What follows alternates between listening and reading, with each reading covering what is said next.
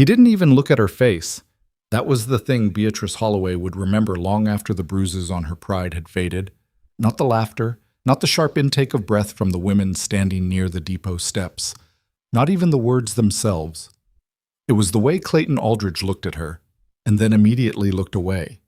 The way you might glance at something broken on the side of the road and decide it isn't worth stopping for. He turned to the man beside him, his brother, she would later learn, and said, loud enough that the whole platform heard it, "That is not what I paid for." Paid for. Those 3 words landed on Beatrice like a fist to the sternum. She had traveled 9 days on a train from Pittsburgh, Pennsylvania, carrying a bag that held everything she owned, wearing her best dress, her hair pinned the way her mother had taught her before her mother stopped being someone who could teach her anything. 9 days. And the first words spoken to her in Dust Fall, Wyoming, were not hello, not welcome, not even a simple acknowledgement that she was a human being who had crossed half a country on the strength of a promise. Paid for. "She's enormous," said a woman to Clayton's left, his sister, her posture stiff as a fence post. "Clayton, she said in her letter she was a healthy woman. She did not say this." Beatrice stood still. She had practiced stillness for most of her 27 years. When the children in school had called her names, she went still. When the women at church in Pittsburgh whispered behind their gloves, she went still. Stillness was the armor she had built out of necessity because the alternative, falling apart in front of people who were already looking for reasons to dismiss her, had always seemed worse, but her hands were shaking. She pressed them against the sides of her skirt so nobody would notice. "Miss Holloway?" Clayton Aldridge finally spoke to her directly. He was not an ugly man. That was one of the cruelties the world had handed her. The men who corresponded with her through the matrimonial agency were always, without exception, ordinary-looking. Not remarkable. Not beautiful. Just ordinary. And still they looked at her like she was the problem. "I believe there's been a misunderstanding." "Has there?" she said. Her voice came out flat. She hadn't meant it as a question. "Your letter described yourself as a woman of good constitution and practical skills." He shifted his weight. "I was led to believe that I was smaller," she said. He didn't deny it. He didn't have the courage to even be honest about his dishonesty, which told her more about Clayton Aldridge than anything else he might have said that afternoon. He just pressed his lips together and nodded once, the nod of a man who has decided the uncomfortable truth is close enough to an apology. The people on the platform were watching. She could feel them the way you feel heat from a fire when you're standing too close. The women from the town who had gathered at the depot because the arrival of a mail-order bride was, apparently, the most interesting event in Dustfall in recent memory. 2 old men sitting on a bench outside the station office. A young boy who had stopped sweeping the boardwalk steps to stare openly, his mouth slightly open. And standing just beyond the edge of the crowd, leaning against the depot wall with his arms crossed and his hat pulled low, a man she had not yet been introduced to and would not be introduced to for another 20 minutes, though she didn't know that yet. She barely registered him at the time. There was too much else happening. "I apologize for the inconvenience of your journey," Clayton said, and he actually used that word, inconvenience, as though she were a package that had been shipped to the wrong address. "I'll arrange for your return fare." "My return fare," she repeated. "To Pittsburgh, or wherever you'd prefer." He was already turning away from her, already done with the conversation in his own mind. His sister had taken his arm, was steering him gently toward the street. Done. Finished. The problem had been identified, and the solution had been determined, and nobody had thought to ask Beatrice Holloway what she wanted or needed or felt. "I'm not going back." She said it quietly, not defiantly. She didn't have the emotional strength for defiance at that particular moment. She said it the way a person states a fact that they themselves have only just discovered is true. She was not going back to Pittsburgh. She was not going back to the boarding house room she had rented for 6 years, not going back to the textile work that had slowly destroyed her wrists, not going back to being the woman everyone in her neighborhood pitied and nobody thought of as a person worth knowing. Clayton turned back to look at her, surprised enough that his careful expression cracked a little. "I beg your pardon?" I said, "I'm not going back." She straightened her spine. Her hands were still shaking, but her voice was not. You may keep your return fare, Mr. Aldridge. The sister, whose name Beatrice learned was Dorothea, though she would privately think of the woman for years afterward simply as the sister, the same way you might refer to a splinter that caused you a great deal of pain before you finally got it out, let out a short sound that was not quite a laugh. "Well," Dorothea said, "you certainly have nerve. I'll give you that." It was not meant as a compliment. Beatrice accepted it as one anyway. She sat on the bench outside the depot for a long time after the Aldridge family left. The town moved around her the way a river moves around a rock. She was simply there, an obstacle in the current, and everyone went past without stopping. The women who had gathered to watch the spectacle drifted away in pairs and threes, heads bent together, voices low. The boy went back to sweeping his steps. The two old men on the bench across the platform glanced at her a few times, then looked away with the studied indifference of people who have decided something is not their business. Her bag sat on the boards beside her feet. It was not a large bag. She had 73 cents and a pocket watch that had belonged to her father, and a small book of household accounts she had kept for the last 3 years, recording everything she had spent and saved, every small calculation she had made toward the future she had been trying to build. She had brought the account book because she thought it might help her demonstrate to her new husband that she was a careful and intelligent woman. She looked at it now and felt something close to ridiculous. The afternoon was cooling. She had no idea where the hotel was, or if Dustfall even had one. She had no idea if her 73 cents would cover a night's stay if it did. She had no idea about almost anything, which was a new and particularly unpleasant feeling for a woman who had spent her entire adult life making sure she always had a plan. "You hungry?" She looked up. The man who had been leaning against the depot wall had crossed the platform at some point without her noticing. He was now standing about 6 feet away from her, not crowding her space, which she noted with something that might have been gratitude. He was tall, not dramatically so, but solid, the kind of man who looked like he had been shaped by outdoor work rather than born that way. His face was weathered, older than she might have initially guessed, with lines at the corners of his eyes and a jaw that hadn't been shaved recently enough. He was holding a brown paper parcel in one hand. The smell reached her before she answered him. Bread, and something savory underneath it. "That's an odd thing to say to a stranger," she said. "I've got half a sandwich I can't finish," he said. Seemed practical. She looked at him for a moment. He looked back at her without particular expression. He was not studying her the way the women at the platform had studied her, cataloging her dimensions and finding them wanting. He was just looking at her the way you look at a person when you're speaking to them. "Beatrice Holloway," she said. "Wyatt Mercer." He nodded toward the bench. "Mind if I sit?" "It's a public bench." He sat. He unwrapped the parcel, pulled out half a thick sandwich, and held it toward her without ceremony. She took it because she was in fact hungry, and because something about the complete absence of performance in the gesture made it easier to accept than 1,000 carefully worded expressions of sympathy would have been. They sat in silence for a moment. The wind off the plane was picking up, carrying the smell of dust and something drier underneath it, like the land itself was thirsty. "You the woman Aldridge sent for," he said. It was not a question. "I was," she said, "for approximately 11 minutes. Something shifted in his expression. Not quite amusement, not quite sympathy. Something in between that he didn't seem inclined to let develop into anything. He took a bite of his half of the sandwich. She did the same. "You have somewhere to stay," he said. "Not yet. There's a boarding house on Elm. Mrs. Calloway runs it. She's difficult and her rates are too high, but she doesn't throw people out on the street, which I understand matters in certain situations." Beatrice glanced at him. "Are you being kind to me or just informative?"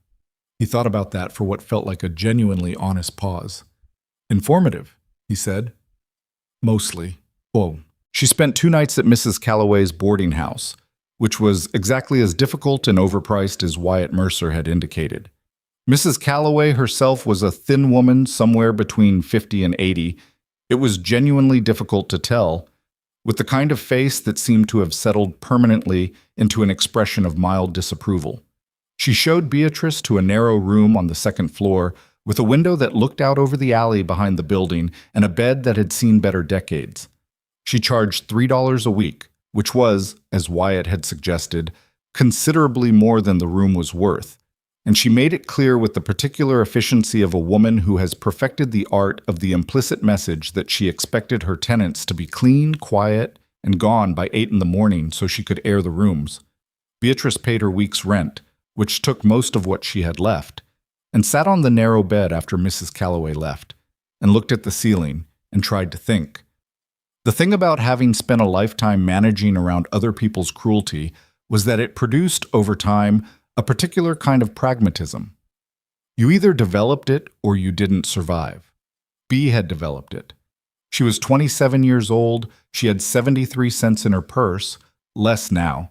She had no employment, no acquaintance in this town beyond a taciturn rancher and a disapproving landlady, and she was in a territory she had never visited before, whose climate and customs she did not understand.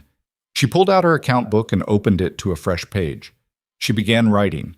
At the top she wrote, "What I know." Beneath that she listed the skills she actually had, not the ones she wished she had, not the ones she had implied in her letter to Clayton Aldridge when she was trying to make herself sound appealing. The actual ones. She could cook, not elegantly but practically, the kind of cooking that fed people and didn't waste ingredients. She could sew and mend. She had managed the accounts for the textile operation where she'd worked for 3 years before the supervisor retired, and his replacement decided he preferred a bookkeeper who didn't look the way Bea looked. She could read and write well. She had cared for her mother through 2 years of illness and had come out of the experience with a working knowledge of herbal remedies, basic wound care, and the particular patience required to maintain hope when hope is not cooperating. She looked at the list and thought, someone needs this. The question was who. She found out about the Mercer situation the way she found out about everything in those first few days, by listening. The dining room at Mrs. Calloway's served breakfast and supper to its current tenants. Beatrice, a young telegraph operator named Harold, who talked about his mother more than she would have thought possible, a traveling goods salesman who smelled of pomade and didn't make eye contact with women, and a retired school teacher named Agnes Plim, who was visiting her niece and had the rare quality of being genuinely interested in other people without being nosy about it. Agnes was the one who mentioned Mercer Ranch over the second morning's oatmeal. "That man who spoke to you at the depot," she said. She had seen the exchange with Clayton Aldridge from a distance and apparently had drawn certain conclusions about Bea's situation with the accuracy of someone who had spent decades watching people navigate difficult circumstances. "Wyatt Mercer. The ranch has been struggling since his wife passed. That would be, 3 years now? Maybe 4? "I didn't know he was married," Bea said. "Was," Agnes said, with gentle emphasis. "The place went to pieces after. He's been running it alone, or trying to." She stirred her oatmeal. "He had a couple of ranch hands, but they left when the wages stopped coming regularly. Land's dry. He's behind on some debts, I've heard, though I wouldn't claim to know the particulars." She looked at Beatrice over her spoon. "He's not a bad man, just one who got beaten down and didn't have anyone to help him back up." Beatrice said nothing to that. She filed the information away in the part of her mind that was already running calculations. She went to find him that afternoon. He was at the hardware store, which she had identified by the simple expedient of asking Agnes which places a rancher would most likely need to visit. She found him standing at the counter, examining a coil of fencing wire with the expression of a man who is trying to decide whether he can afford something he definitely cannot afford. "Mr. Mercer," she said. He turned. If he was surprised to see her, he didn't show it. She was already coming to understand that Wyatt Mercer didn't show very much of anything as a general policy. "Miss Holloway, I'd like to propose something," she said, "and I'd prefer to do it somewhere that isn't in the middle of a store." She glanced at the hardware man behind the counter, who was pretending with moderate success to be very interested in his inventory. Wyatt set down the wire. He said something to the counterman that she didn't catch, then followed her outside. They stood on the boardwalk. The street was busy enough that their conversation would be just another thread in the ambient noise of the town. "I need work," she said. "You need help. I understand your ranch has been difficult since—" She paused, chose her words. "Since you've been running it alone." He looked at her steadily. Who told you that? Does it matter? A beat. No, I suppose not. He looked out at the street. A wagon rumbled past, raising a brief curtain of dust. Miss Holloway, what exactly are you proposing? I can cook, she said. I can keep accounts. I can manage a household, and I can learn whatever else I need to learn. I am not delicate, and I don't expect to be treated as though I am. She paused. I'm not proposing marriage before you wonder. I understand that's what brings women out here in the ordinary course of things. I'm proposing employment. He was quiet for a moment.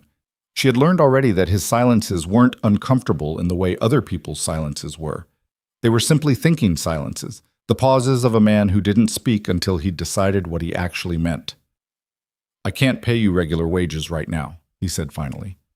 I won't lie to you about that. Board and meals, she said, and a percentage of anything the ranch earns when it earns it. You'd write that up? I have an account book, she said. I'd write everything up. He looked at her then, really looked at her, not the studied avoidance that Clayton Aldridge had performed, not the measuring gaze of the women on the platform. It was the look of a man trying to figure out whether what he was seeing was real. You're not afraid, he said. It wasn't quite an accusation, almost an observation.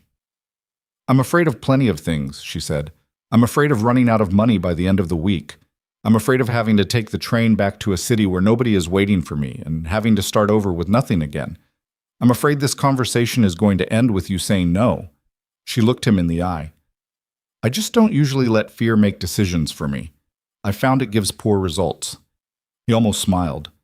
It didn't quite get there, but it came closer than she would have expected from the face he'd been wearing. All right, he said. What she arrived at the following morning was not what the word ranch had ever suggested to her. She had formed certain pictures in her mind during the 2-hour wagon ride out to the Mercer property. Not grand pictures. She wasn't a woman given to romantic notions, but pictures of something functional, something with the solid bones of a working operation, even if the particulars needed attention. What she actually found when the wagon crested the last rise and the property came into view required her to revise her expectations significantly. The main house was standing, which she supposed was something. It was a low, broad structure with a covered porch that ran along the front, and it might have been handsome once, in the way that many things are handsome once and then stop being so through neglect. The porch railing was missing 2 sections. One of the shutters on the left front window hung at an angle that suggested the hinge had failed some time ago and nobody had gotten around to fixing it. The front step, she would notice this later more carefully, had a crack running diagonally across it that was going to be a problem if it wasn't attended to. The barn was in better shape.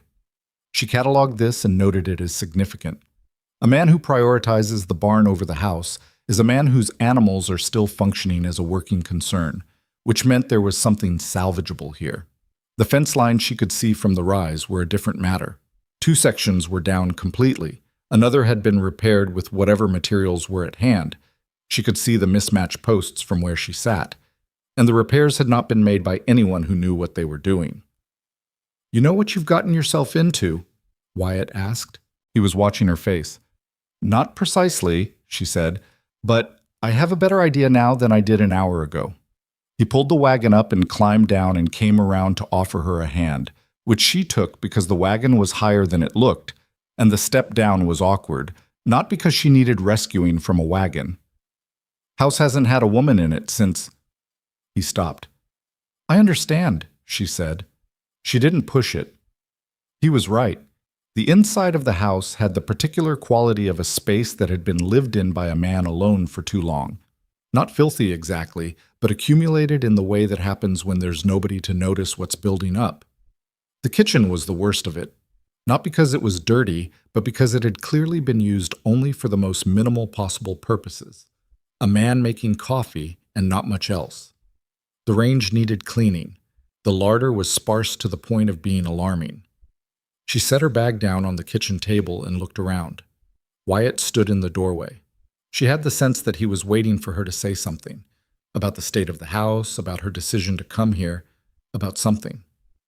The way he stood had a guardedness to it, a bracing quality, as though he expected criticism and had decided in advance to weather it. She didn't say anything about the state of the house. She said, "Do you have any cornmeal?" He blinked. "Somewhere." "Find it," she said. "I'll start with supper." The first week at Mercer Ranch was a study in the discovery of problems. Bea was a person who had always managed difficulty by finding its edges, walking around the perimeter of a bad situation until she understood its full shape, which was the first step to knowing how to address it. She did this with the ranch the way she had done it with everything else in her life, systematically and without drama. The larder, as she had suspected, was badly managed. Not empty, there were stores of things, but disorganized in a way that meant Wyatt had been consistently failing to use what he had before it spoiled, and then buying more without knowing what he already owned. She spent the better part of the first day taking a complete inventory. The account book earned its place on the kitchen shelf that afternoon.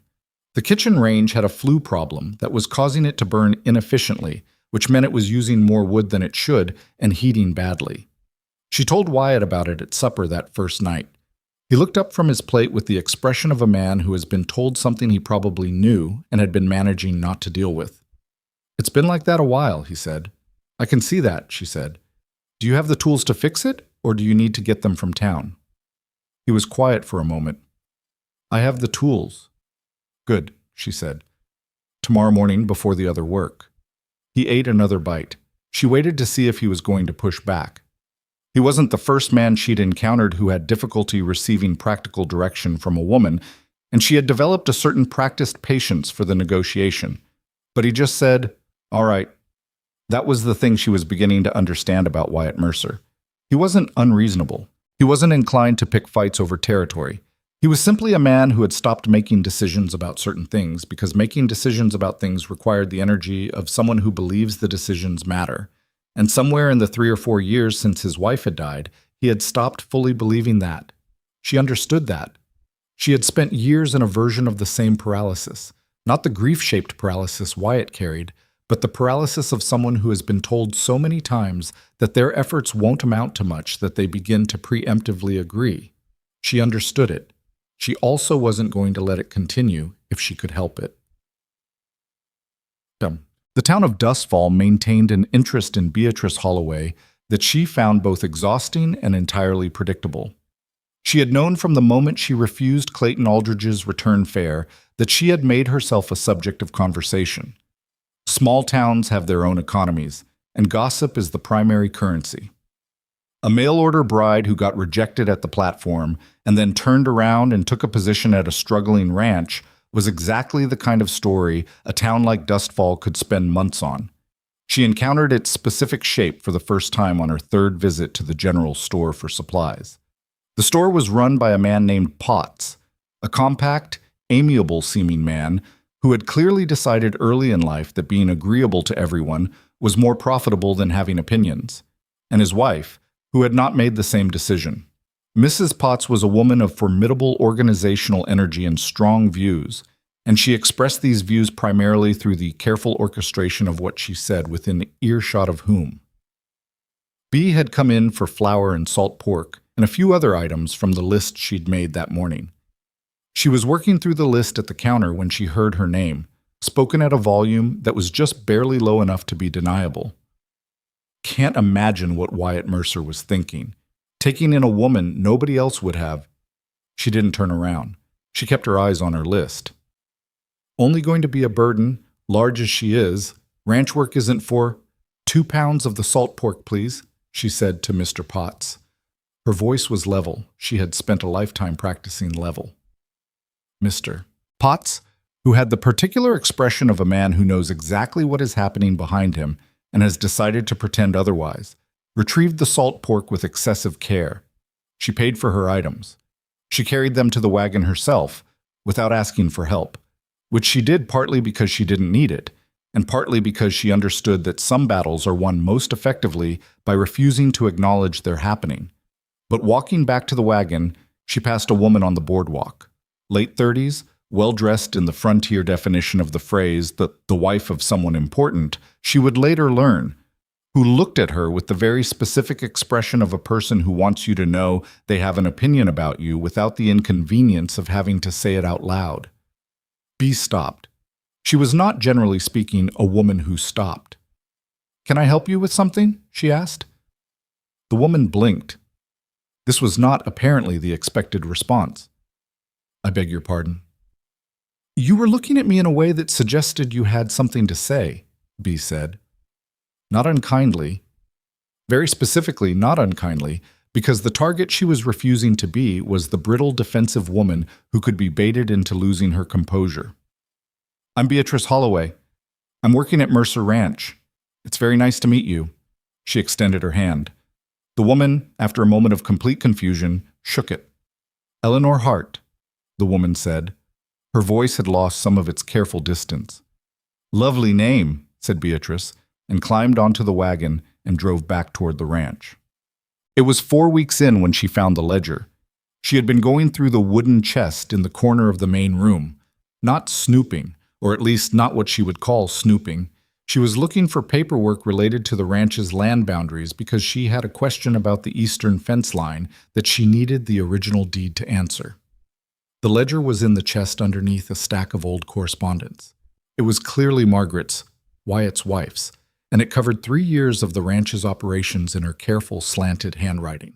Every expense accounted for, every sale recorded, every decision justified in the small notations Margaret Mercer had made in the margins. Bee sat back on her heels and looked at the ledger for a long moment. She had not asked about Margaret. She had made this deliberate. Wyatt had offered nothing, and she had not pushed, because she understood intuitively that there were rooms in a person's grief that you did not walk into until you were invited. But the ledger told her things. The ranch had been profitable in Margaret's time, not wealthy, but sustainably productive. The numbers made that clear. Margaret had understood this land in a way the current state of the operation suggested Wyatt had either forgotten or was trying to forget. She brought the ledger to supper that evening. She set it on the table beside his plate. He looked at it. Something crossed his face that she didn't have a name for yet. Not exactly pain, more like pain that had been weathered until it was something harder and less immediate. Found it in the chest, she said. Looking for the deed. He nodded. She kept good records, Bee said. I've been reading them. She knew this land. Yes, he said. One word. She had notes about the north pasture, about rotating the grazing. She was watching him carefully, keeping her voice as matter-of-fact as she could manage. I think she was right about it. The soil over there is different. It needs rest. He was still looking at the ledger. She could see him deciding something. She used to say the land tells you what it needs, he said finally. If you pay attention. Smart woman, Bee said. He picked up his fork. He ate. She ate. The ledger sat between them on the table, and neither of them mentioned it again that evening. But the following morning, she came into the kitchen to find him at the table with it open, reading his wife's marginal notes in the thin early light. She started the coffee and didn't say a word. The gossip about her reached a new configuration at the end of her 5th week at the ranch. She didn't learn about it directly. She learned about it the way she was learning most things about Dustfall, through Agnes Plym, who had extended her visit to her nieces indefinitely and had apparently appointed herself with the quiet authority of a retired schoolteacher who has decided something is her business, as Bee's primary informational resource. They met for tea at the niece's house on Bee's day off, the one afternoon per week when she came into town, partly for supplies and partly because she was practical enough to know that spending all of one's time in the company of a single silent man on a remote property was a reliable route to losing perspective. Agnes poured the tea and said, without preamble, Victor Hale is in town. Bee set down her cup, her hands beneath the table pressed flat against her skirt. I see, she said. Agnes looked at her steadily. She had the patience of a woman who has learned that silence is often more informative than questions. We knew each other in Pittsburgh, Bee said. She chose each word the way you choose footing on uncertain ground. So I gathered, Agnes said. He's been asking about you, about your circumstances here, about Mercer Ranch. A pause. He seems very interested in the property. Bee was quiet for a moment. Outside, a child was playing in the street, laughing at something. Victor Hale has never in his life been interested in other people's property, she said, for any reason that turned out to be good for the property's owner. Agnes nodded slowly. She did not ask Bee to elaborate. Bee looked at her teacup. The tea was good, the first properly made tea she'd had in weeks, and she had been looking forward to it, and now the afternoon had a different quality to it, a weight it hadn't had an hour ago. She thought about the ranch. She thought about Wyatt at the kitchen table in the early light, reading his wife's notes. She thought about the east fence she'd helped him repair last week, the two of them working in the cold morning without talking much because they'd found by then that they didn't always need to, and the fence was straight and solid now in a way it hadn't been in years. She thought about Victor Hale and what he was capable of, and why he was here. She set down her teacup. "Agnes," she said, "when you see him, don't tell him anything about the ranch. Don't tell him about the accounts or the improvements or what's been happening out there." She looked at the older woman directly. "Can you do that for me?" "I can do considerably more than that," Agnes Plym said, with the serene confidence of a woman who has spent 40 years as the most informed person in every room she entered. "If that's what's needed." Outside, the child was still laughing. The afternoon light was going gold and thin, the particular light of late autumn on the frontier, and Beatrice Holloway sat in Agnes Plym's niece's parlor and thought about what was coming and started to plan. She spent the drive back to the ranch that afternoon, turning Victor Hale's name over in her mind, the way you turn a stone over to see what's living underneath it. She had known him for 4 years in Pittsburgh. Known him the way you know someone who operates at the edges of legitimate business, always present, always pleasant, always looking at something other than what he was pretending to look at. He had worked, nominally, as a land assessor. What he actually did was identify properties in distress and then apply pressure at the precise points where the distress was greatest, until the property changed hands at a price that benefited everyone except the original owner. She had watched him do it twice in Pittsburgh, to people who didn't understand what was happening until it was already done.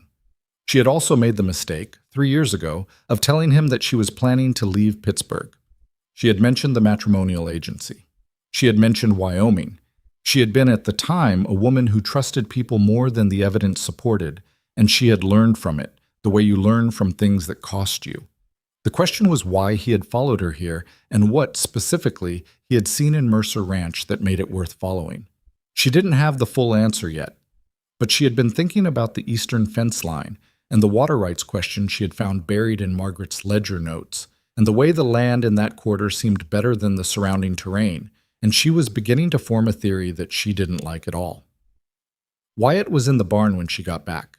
She could hear him working, the particular rhythm of someone doing methodical physical labor, not hurried but not idle either.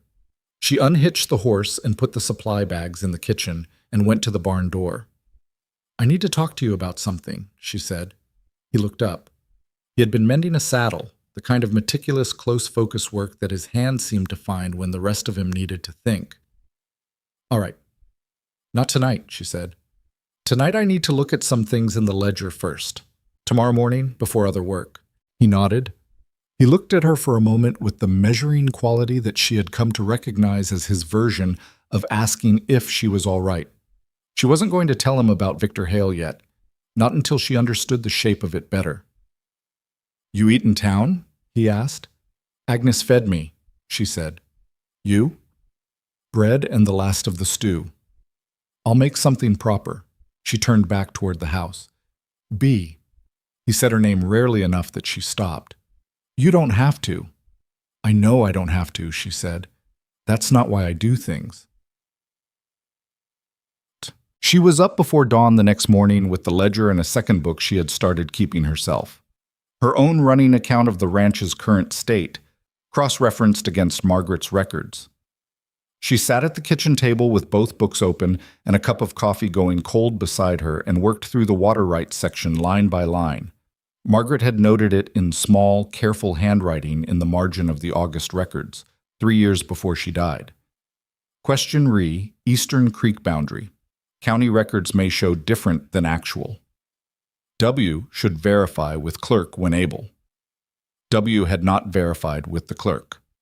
Either he hadn't gotten to it, or hadn't thought it mattered, or, and this was the version she kept coming back to, he had simply stopped doing the maintenance tasks of running a functioning enterprise after Margaret died, the same way the fence posts had stopped being replaced and the range flue had stopped being cleaned. She understood that kind of stopping, She just couldn't afford to leave it alone. When Wyatt came in for coffee at first light, she had the two books arranged side by side and a list of questions written on a separate sheet. He poured his coffee and looked at the table and said, "That looks like trouble." "Sit down," she said. He sat. She walked him through it. Not everything, not Victor Hale yet, but the water rights question and what it might mean if the county record showed the Eastern Creek boundary differently than what the ranch had been operating on. She watched his face as she explained it. He was not a man who panicked, which she had come to appreciate, but she could see something shifting in his expression as the implications settled in. "Margaret mentioned it," he said when she finished. His voice was flat in the way it went when something cost him. "I know. I read her note. I meant to look into it." He turned his coffee cup on the table. "There was a lot I meant to look into. She didn't say anything to that. She gave it a moment. The question now," she said, "is whether someone else has already looked into it and is thinking about what to do with what they found." He looked at her. "What are you saying?" She told him about Victor Hale, a son. Wyatt's reaction was not what she expected, which should perhaps not have surprised her, since his reactions consistently declined to be what she expected. He didn't get angry, not the immediate hot anger she'd braced for, the kind that makes men want to ride into town and do something inadvisable. He went quiet instead, the long, specific quiet of a man sorting through information and matching it against things he already knows. "Hale," he said. "Heavy-set man? Brown coat? Doesn't take it off?" Bea thought about it. "That sounds right." "He was out here," Wyatt said. 6 weeks ago, before you came. Said he was from the county land office doing assessments. I showed him around." She kept her voice steady. "Did you show him the Eastern Quarter?" A pause. "Yes." They looked at each other across the kitchen table. "He wasn't from the county land office," she said. "I know that now," Wyatt said. He said it without self-recrimination, which she noted. He didn't waste time on regret when there was a present problem to address, which was, she was realizing, one of his better qualities. They were just harder to see under the accumulated weight of the last few years. "What does he want?" "The land," she said. "Specifically, that Eastern Quarter. If my reading of Margaret's notes is right. If the creek boundary is where I think it might be, and the county records support it, that's water access. Water access in a dry year on the frontier is worth more than the land above it." He sat with that. "What do we do?" It was the first time he had said "we" with any weight behind it, not the incidental "we" of two people sharing a work arrangement, but the "we" of people facing a problem together. She noticed it without remarking on it. "We go to the county clerk," she said. "We get the actual records, we find out what they say, and we get our copy before anyone has the chance to make the county records say something different." She tapped the list she'd written. "And we do it soon." "How soon?" "Day after tomorrow," she said. "The county seat is 4 hours. We leave at first light. We can be back before dark." He nodded. He drank his coffee. She went to the range to start breakfast, and for a little while the kitchen had the specific quality of a room where two people are each thinking hard about the same problem from different angles, and it was not an uncomfortable feeling. The days between that conversation and the trip to the county seat had their own texture. The work of the ranch didn't stop because there was a threat sitting at the edges of it. The fence in the north section still needed attention. The root cellar she had identified in her first week, partially collapsed but salvageable, had been on the repair list since the second week, and she had gotten Wyatt to agree that fixing it before the full winter set in was a priority. They spent 2 days on it, working in the cold with the particular focused silence that physical shared work produces between people who have stopped needing to fill every pause with conversation. She was stronger than he had expected. She had understood from his early careful restraint, the slight hesitation before he handed her a task, the almost invisible moment of recalibration when she did it without difficulty, that he had come in with assumptions about her capacity for ranch work. She didn't make a performance of correcting those assumptions. She just did the work, and his assumptions corrected themselves. "You've done this before," he said on the second afternoon, watching her tamp down a section of earth with a steadiness that suggested genuine physical experience rather than simple determination. Not exactly this, she said. My family had a small holding when I was young, before my father died. She kept working. I was the oldest. There wasn't anyone else to learn how. And after? City, she said. Pittsburgh, textile work. She glanced up at him. I spent 10 years trying to be the kind of woman the city wanted me to be. I wasn't very good at it. He was quiet for a moment. What kind of woman did the city want you to be? Smaller, she said. The same word she had used to Clayton Aldridge on the platform, and she said it the same flat way, and then she went back to tamping earth, and he went back to his section of the wall, and neither of them elaborated. But she noticed later that evening that he had found the good lamp, the one she'd discovered in a storage box, still with usable oil in it, which she had mentioned in passing 2 weeks ago, and had cleaned it and set it on the table. It was a small thing. It was also not nothing. The trip to the county seat at Grantham was 4 hours each way over roads that were uncomfortable in good weather and an active test of character in the early stages of the winter freeze. They left before light, and they did not talk very much for the first hour, both of them inside their own heads, which was comfortable enough that Bea noticed it with a small private surprise. The comfort of it. She had not, in the previous 8 years of her life in Pittsburgh, been in very many situations that were genuinely comfortable. She had been in situations that were tolerable, situations that were functional, situations that required her to manage herself carefully in order to get through. Comfort was a different thing. It had a different texture. She thought about this for a while and then set it aside because it wasn't a useful thing to be thinking about right now. The county clerk in Grantham was a precise, thin-wristed man named Ordell, who wore his sleeves rolled to exactly the same point on both arms and had the focused patience of someone who genuinely loved paperwork. Bea had expected obstruction. She had prepared herself for a man who would look at her and decide she wasn't worth his full professional attention. Instead, Ordell treated her inquiry with the complete seriousness of a man who views all properly documented land questions as equal regardless of who is asking them, which was, in its own way, one of the more respectful experiences she'd had in Dustfall County. The records he pulled confirmed what she had suspected. The Eastern Creek boundary on the Mercer property deed was drawn differently in the county records than the boundary markers currently on the ground. Not dramatically, not a change that would be visible at a casual glance, but precisely far enough that the spring on the upper section of the creek sat inside a different boundary than the one Wyatt had been operating on. This marker, she said, pointing carefully to the notation on the map, isn't where the physical marker is. Ordell looked over her shoulder at the document. You're saying the marker on the ground is in the wrong location? I'm saying someone would benefit from the marker being in the wrong location, she said. I'd like a certified copy of this map and the deed as it currently stands. Ordell produced the copies with the careful efficiency of a man who understands that what he is holding is sometimes the only thing standing between someone and a significant loss. He stamped and signed each one. Wyatt paid for the copies without being asked and folded them carefully into the inner pocket of his coat. They were back in the wagon and 2 miles down the road before he said anything. You knew, he said, before we came. You already knew what the records would show. I suspected, she said. There's a difference. What would have happened if you'd been wrong? Then we would have wasted a day and 8 cents on certified copies, and we would have known the eastern boundary wasn't the issue. She watched the road. That's not a bad outcome either. He drove for a while. The afternoon light was flat and cold, the sun already declining toward the tree line. She used to say something like that, he said. He didn't clarify who. He didn't need to. Something about knowing something for certain being worth whatever it costs to find out. She was right, Bea said. He nodded once, looking at the road. Victor Hale came to the ranch on a Thursday, 10 days after the trip to Grantham.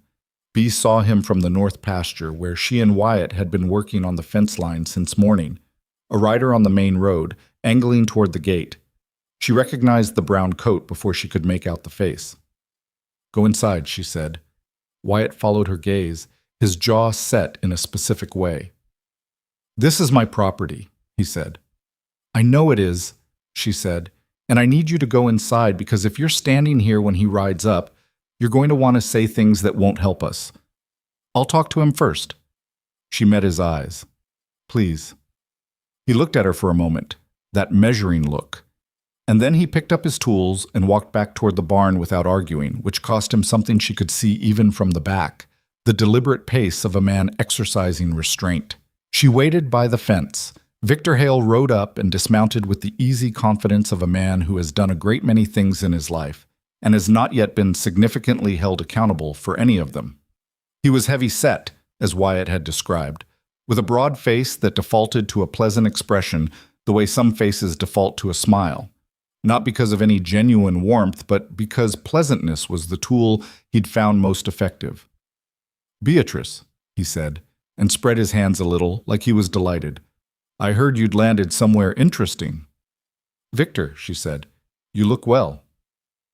He looked around the property with the careful, casual manner of a man taking inventory while pretending to admire the view. "This is a nice spread. Mercer, is it? What do you want?" The pleasant expression stayed in place, but lost some of its animation. "Can an old acquaintance pay a social call?"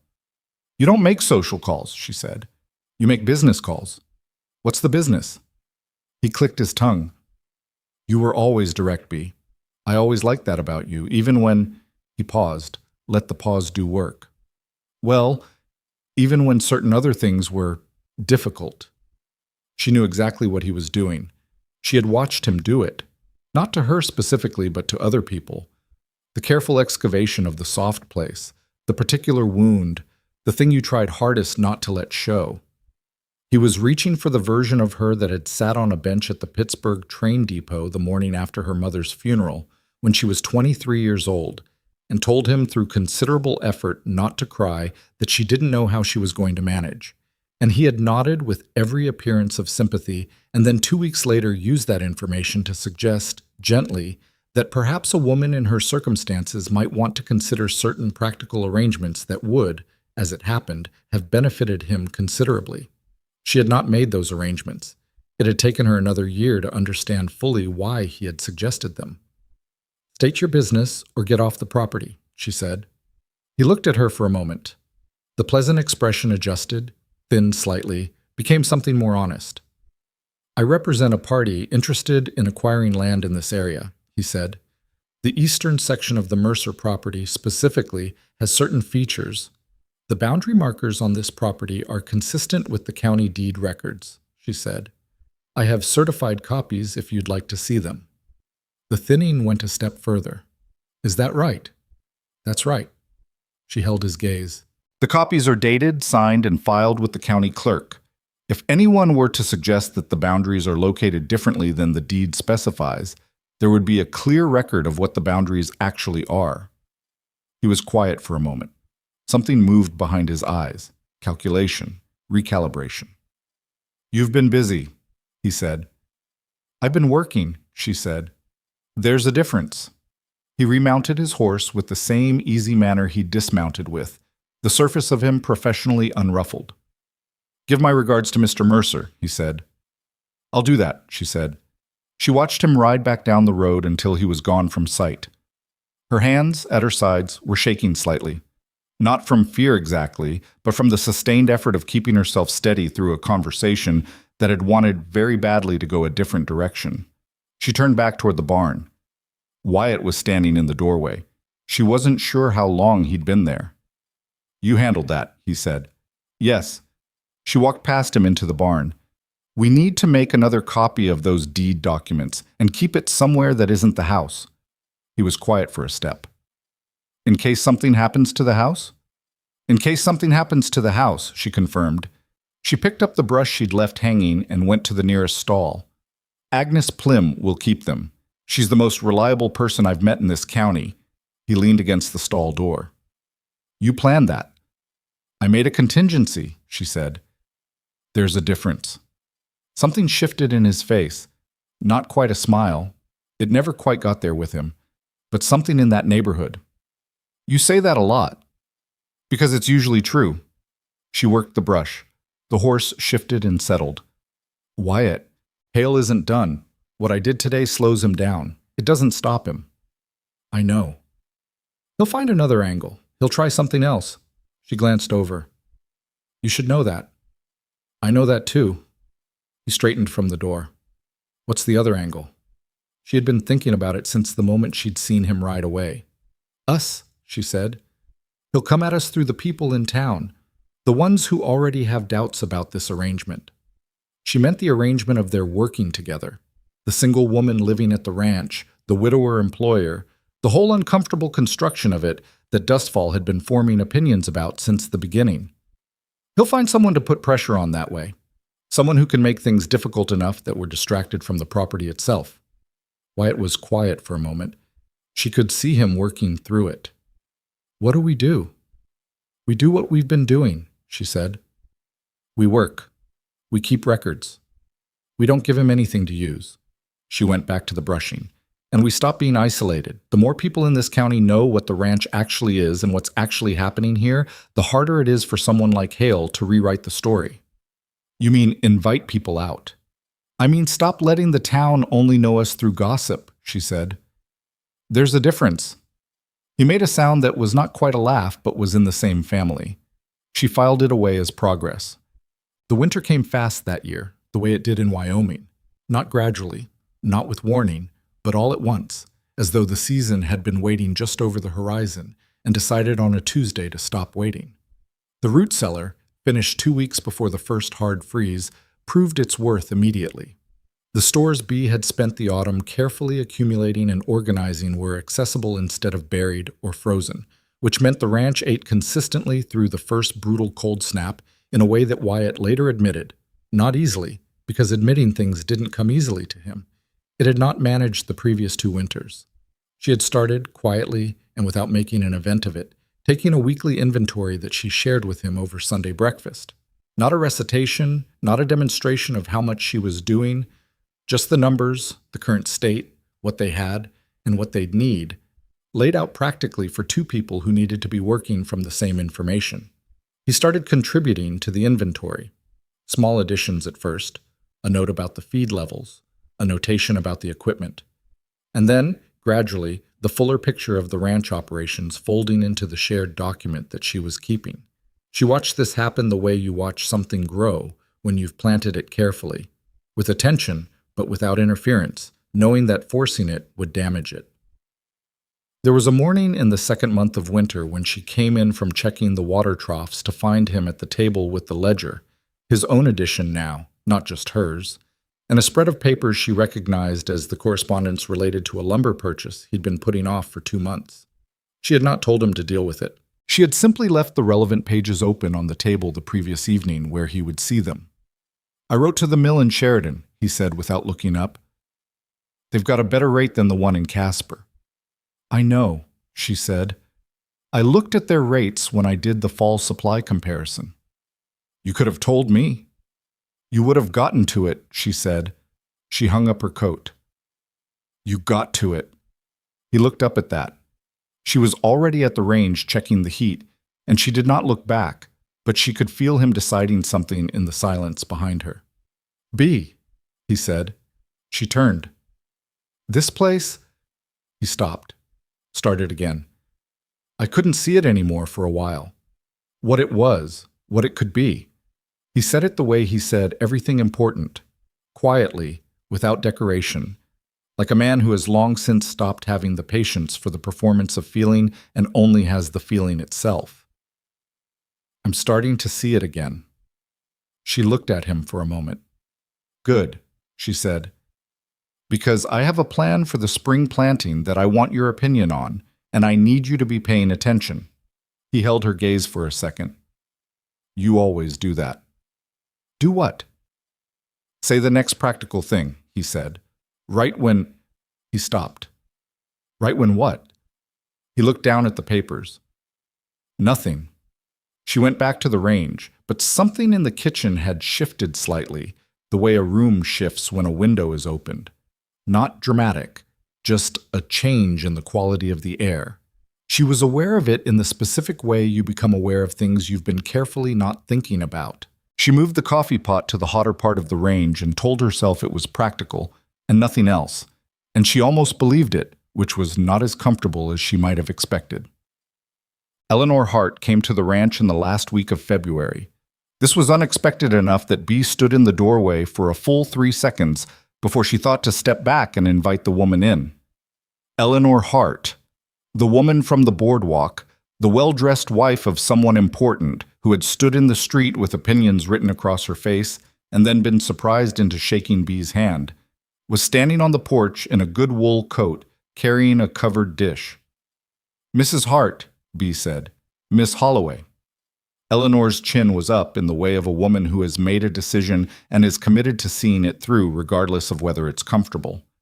"I've brought a fruitcake. It keeps well, and I made too much." Bee stepped back from the door. "Come in, then."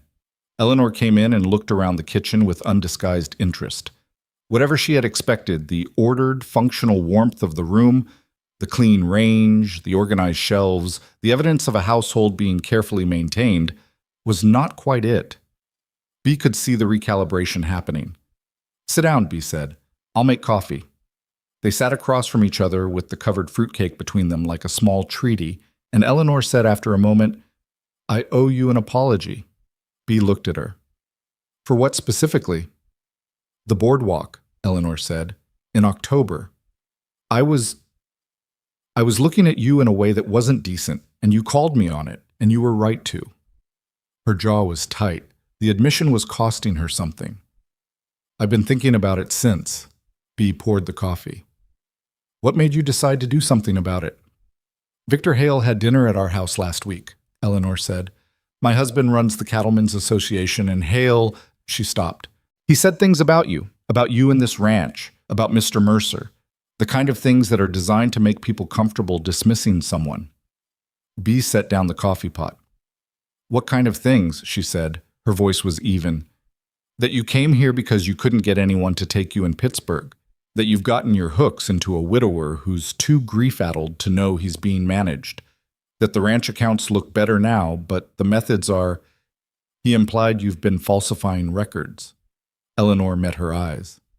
"My husband believed him, or was inclined to." Bee breathed. "And you?" she said. Eleanor looked at her for a long moment. "I looked at you on the boardwalk in October," she said, "and I made a judgment about you before you'd said a word. And then you looked at me and said, 'Can I help you with something?' and shook my hand like I was worth speaking to, which was a damn sight more than I deserved." She picked up her coffee. "So, no, I don't believe him." Outside, the wind off the plains pushed against the house with its particular sound, the low, constant pressure of a Wyoming winter doing what Wyoming winters do. The house held.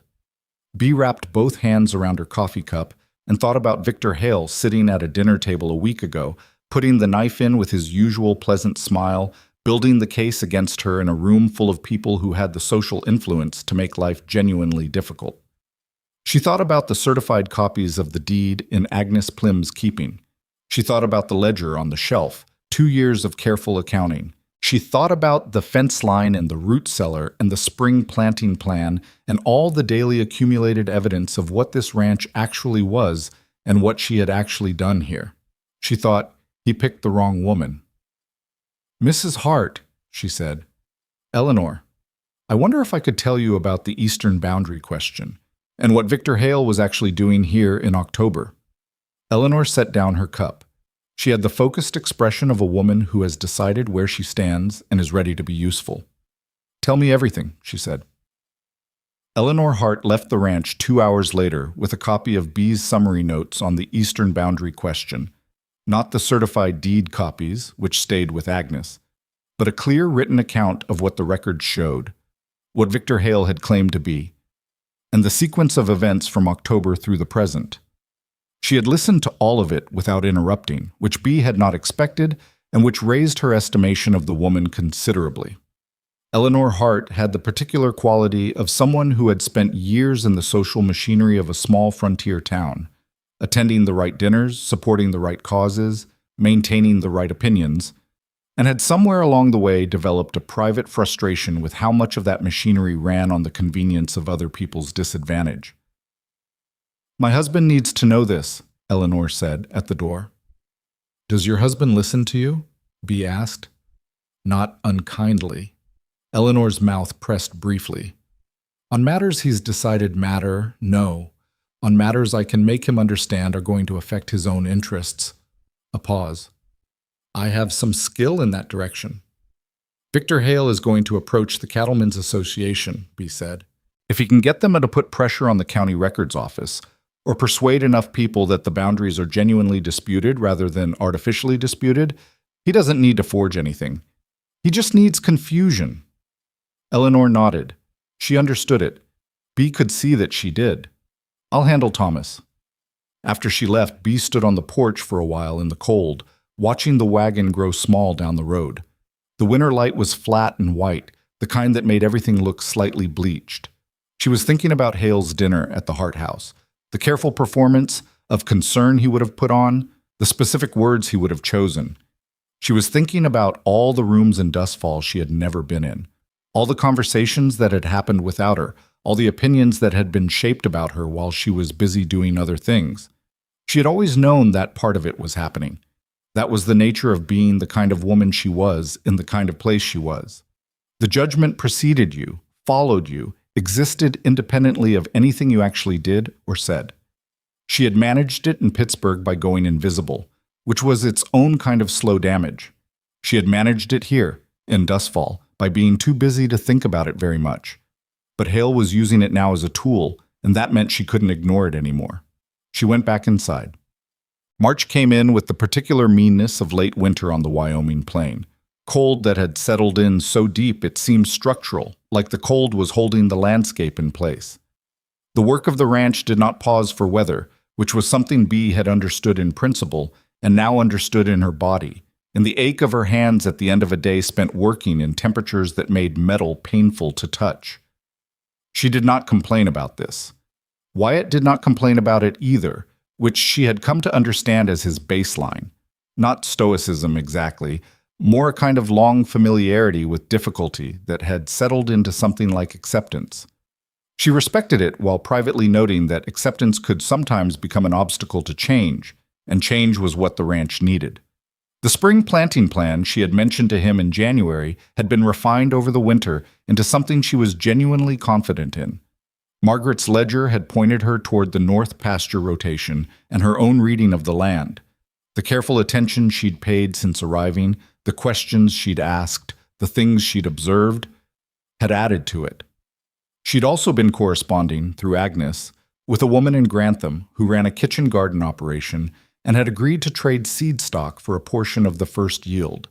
She laid it all out for Wyatt on a Sunday in the middle of March, with drawings and a projected schedule. He sat with it for a long time.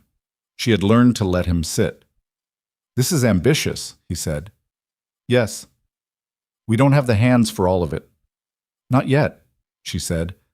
"But if we bring on 2 people for the spring season, even just seasonal, the yield projection covers their wages and then some."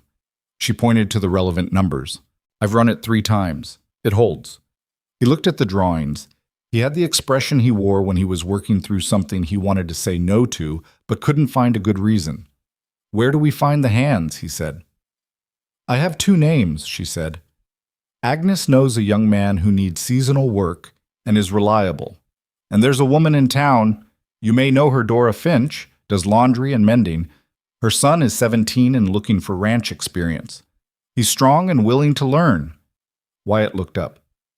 "You've already been talking to people." "I've been thinking ahead," she said.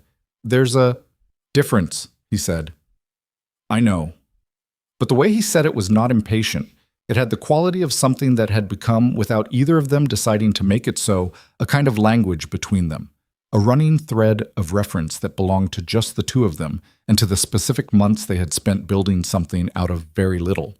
She noticed this and noted it the same way she had noted other things, carefully, without examination, set aside for later when she had time for it.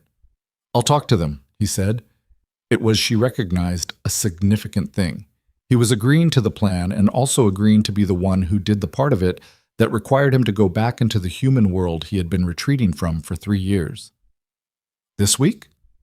"Before the end of the month would be good," she said. "We want them confirmed before the ground thaws." He nodded. He looked at her drawings again. "You drew these yourself?" "I draw reasonably well," she said. "It's not a remarkable skill." "I didn't say it was." He looked up. I was just noticing. She moved the papers back toward herself and began organizing them into the folder she'd made for the planting plan documentation. Her hands were steady. The kitchen was warm in the particular way of a room that has been heated by a functioning range in a house that has been properly maintained, and the warmth was a thing she had made, along with everything else. Wyatt, she said. Yes. If Hale moves before spring, if he tries something before we have the planting underway, it could complicate things. She said it because she had been not saying it for 2 weeks, and had decided this morning that not saying things was a luxury she couldn't afford. Whatever he does next, it won't be direct. He doesn't work directly. He'll find something or someone. Wyatt was quiet. I know, he said. I've been thinking about that too. Good, she said. I wanted to make sure. He moved in April. She should have expected it sooner. The instrument he chose was a man named Garrett Sills, who ran the largest spread in the county north of Dustfall, and had been in some kind of unresolved dispute with Wyatt over grazing rights for as long as Wyatt had been running the ranch alone. She had known about the dispute in the abstract. It appeared in the correspondence file briefly in a letter from 18 months ago, but had not understood its precise shape until Sills rode up to the gate one afternoon while Wyatt was out checking the north fence, and she was alone in the yard. Sills was a different kind of man than Hale. Hale was a man who used pleasantness as a tool and kept the threat underneath it. Sills was a man who had decided somewhere along the way that being large and direct and impatient saved time. He was somewhere past 60, broad through the shoulder, with a face that had weathered into something between disapproval and aggression. He looked at her from his horse. Where's Mercer? He said. Working, she said. Can I help you? You're the woman, he said. It was not offered as an observation. It was offered as an assessment.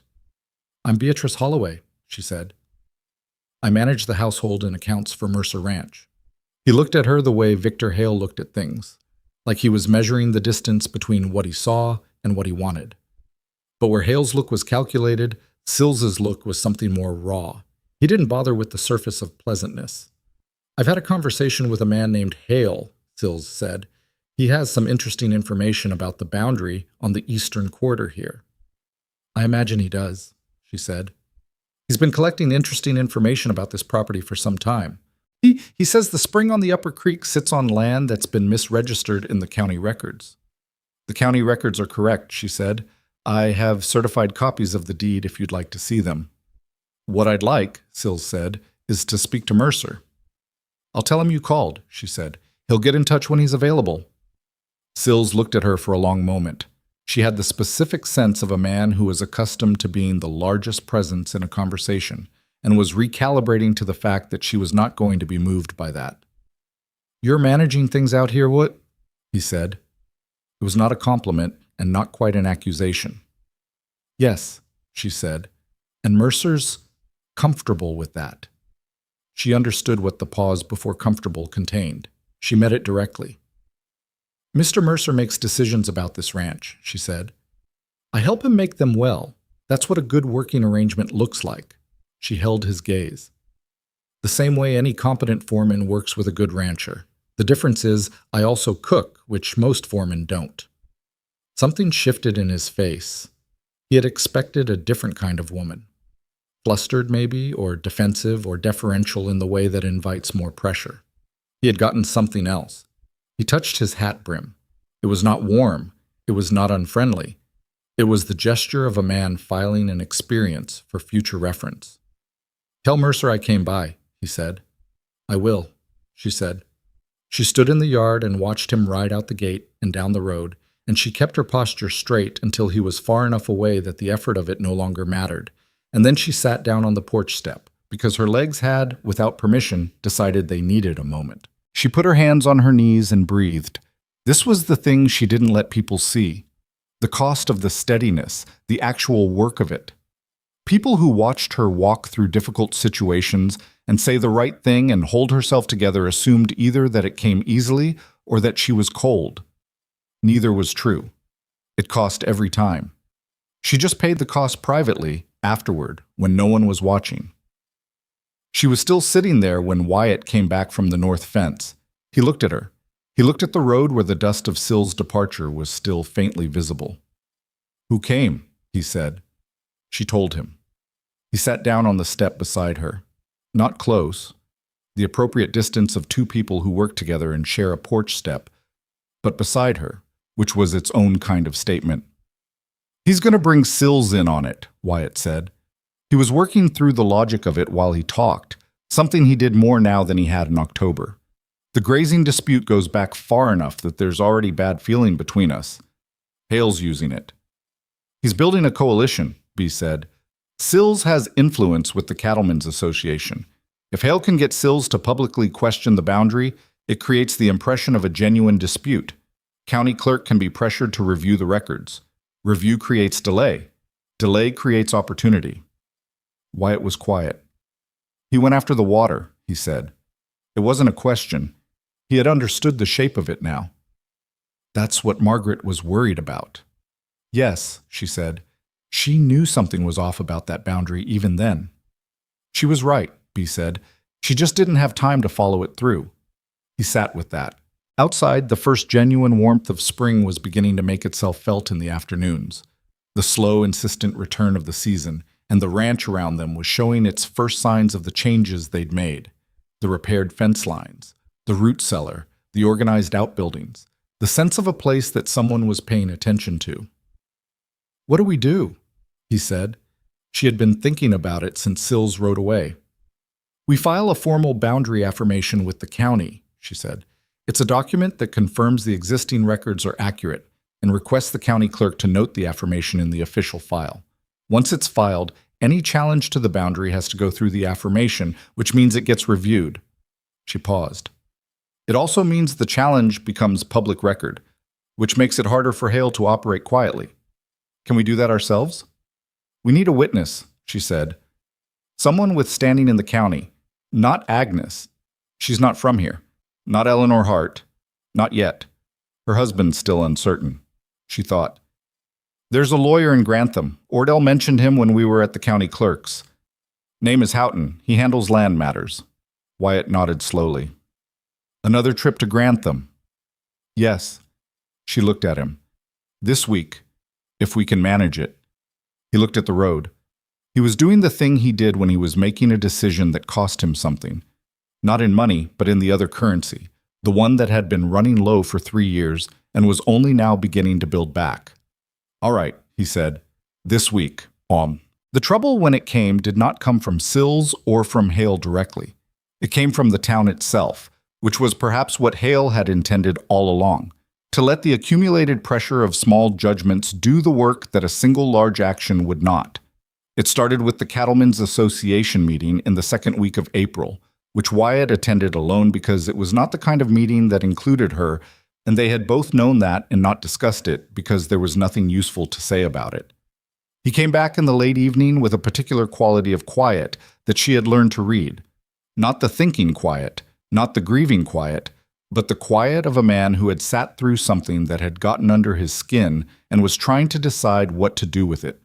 She had left supper on the range for him. He sat down and ate, and she sat across from him with a cup of coffee and waited. "Hale was there," he said finally. "Yes," she said. He didn't say anything directly. He didn't have to. Wyatt looked at his plate. Sills raised the boundary question, made it sound like a general concern, water access in a dry county, the need for accurate records, every rancher's interest in making sure nobody's been accidentally holding more water rights than they're entitled to. He paused. He looked at me when he said accidentally. She kept her voice even. Who was in the room? He named 5 men. She recognized 3 of them from things Agnes and Eleanor had told her.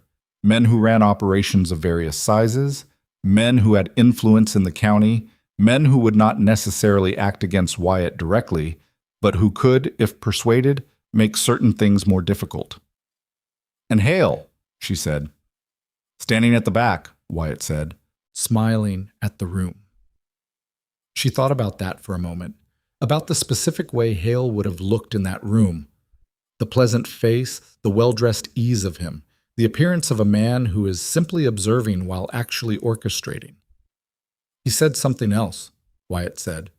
He was not looking at her. She waited. About you. He said it carefully, the way you say something you've been turning over, checking for the right way in. About the arrangement here. He said. He stopped. Started again.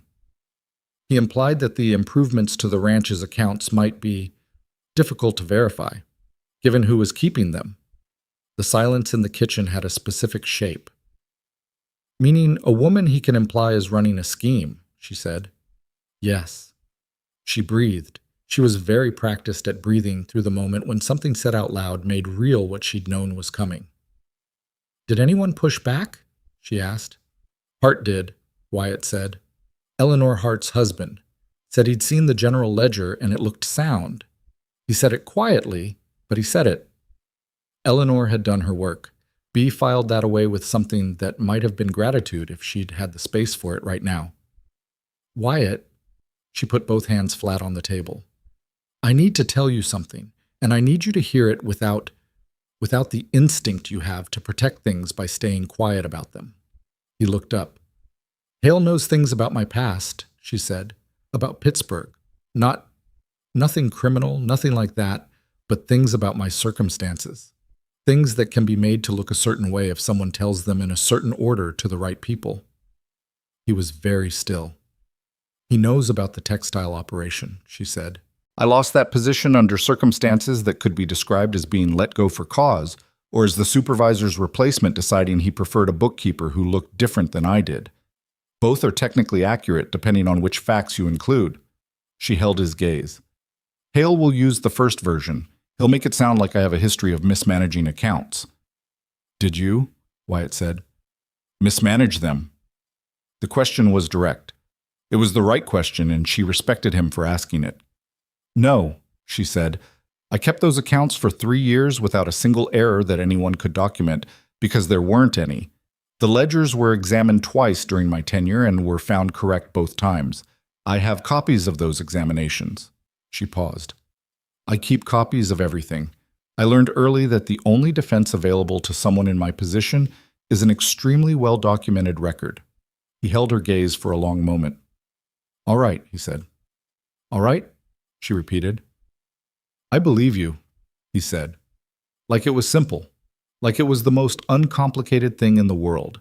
2 words, delivered with the same plainness he brought to everything, and they landed in the center of her chest with a force she had not anticipated and could not account for because she had not understood until that moment how much she had been braced for him not to.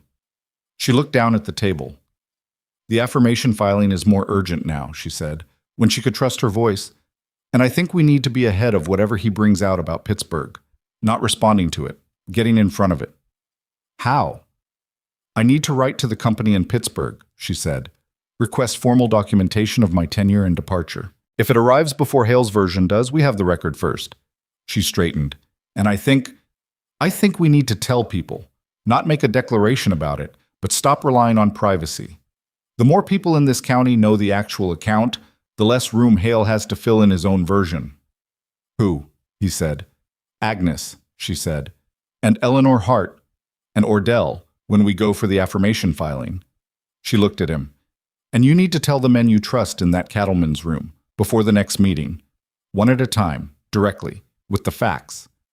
He looked like a man who had been asked to do the thing he least wanted to do, which she recognized because she had felt that way approximately twice a day for the past 6 months, and had done the things anyway. All right, he said again. She stood to clear his plate. He caught her wrist, lightly, a brief touch, the most physical contact they had had in 6 months of close proximity, and she went still. Bea, he said. He was looking up at her.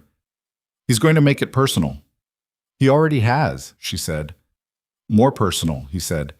He's going to say things about what you are, not the accounts, the other things. The things people here have been saying since October. He held her gaze. I want you to know I won't. He stopped. He was not a man who had language ready for this. I know, she said. She did know. She had known for some time, longer than she'd let herself acknowledge directly. She took her wrist back gently and carried his plate to the range, and the kitchen was very quiet for a moment, And then she said, without turning around, "I'll write to Pittsburgh tonight." "I'll sit with you while you do," he said. She didn't say anything to that, but she got out 2 cups and poured coffee for them both. And he pulled his chair slightly closer to the light, and she wrote the letter, and he read the relevant sections of Margaret's ledger, and the lamp burned between them until the kitchen had grown cold enough that the fire needed attention, and neither of them noticed until it did. 2. The letter from Pittsburgh arrived 6 days later, which was faster than she had hoped for, and exactly what she needed. The manager who had overseen the textile company's books, not the man who had let her go, but the one before him, a careful accountant named Berwick, who had valued good work without regard to what it looked like, had retired but not moved, and Agnes had tracked down his address and sent the query herself, framing it as a request for professional reference documentation. He had responded with a 2-page letter that detailed B's tenure in the kind of specific, verifiable language that was impossible to dismiss. She read it twice at the kitchen table, then took it to the window to read it a 3rd time in the better light. She had not been certain Berwick would respond. She had worked for him for 3 years and trusted him within the professional context, but people were not always willing to put things in writing, especially when the thing they were writing might become part of a dispute. He had put it in writing. She held the letter carefully, the way you hold something you were not sure you were going to get. Wyatt was watching her from across the kitchen. "Good?" he said. "Better than I expected," she said. She brought it to the table and let him read it. He read it slowly, the way he read everything, and she watched his face and saw the confirmation of something he had already decided but was glad to have documented. "Berwick," he said, you trusted him." "Within limits," she said. "He was fair. He wasn't generous. He would have kept me on if it hadn't caused complications with his replacement, but he was fair." "That's something." "That's usually what I get," she said. "Not generosity, just fairness. I've learned to work with it."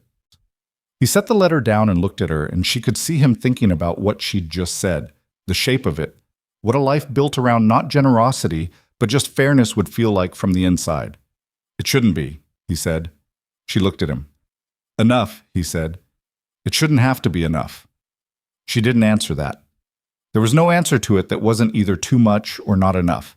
And she had been managing that particular calculation for 27 years, and she did not have language for it that didn't cost more than she wanted to spend in a kitchen at 8 in the morning. She picked up the letter. "I want to take a copy to Agnes," she said, "and one to Ordell, when we file the affirmation." She was already at the shelf getting the account book. "I'll also write a summary, a plain account of the Pittsburgh situation and the Berwick letter, that I can show to the men Wyatt needs to speak to in the association."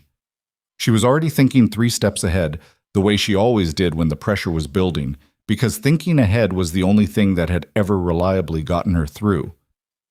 "We have the deed copies, the affirmation filing, and the Berwick letter. That's 3 documented. B." She stopped, turned. He was still at the table, looking at her. "Sit down for a minute," he said, "before you plan the next 5 things." She stood for a moment, then she sat down. "He's going to try something big," Wyatt said. "Whatever he's building with Sills and the association, it's pointing somewhere. He doesn't do small things."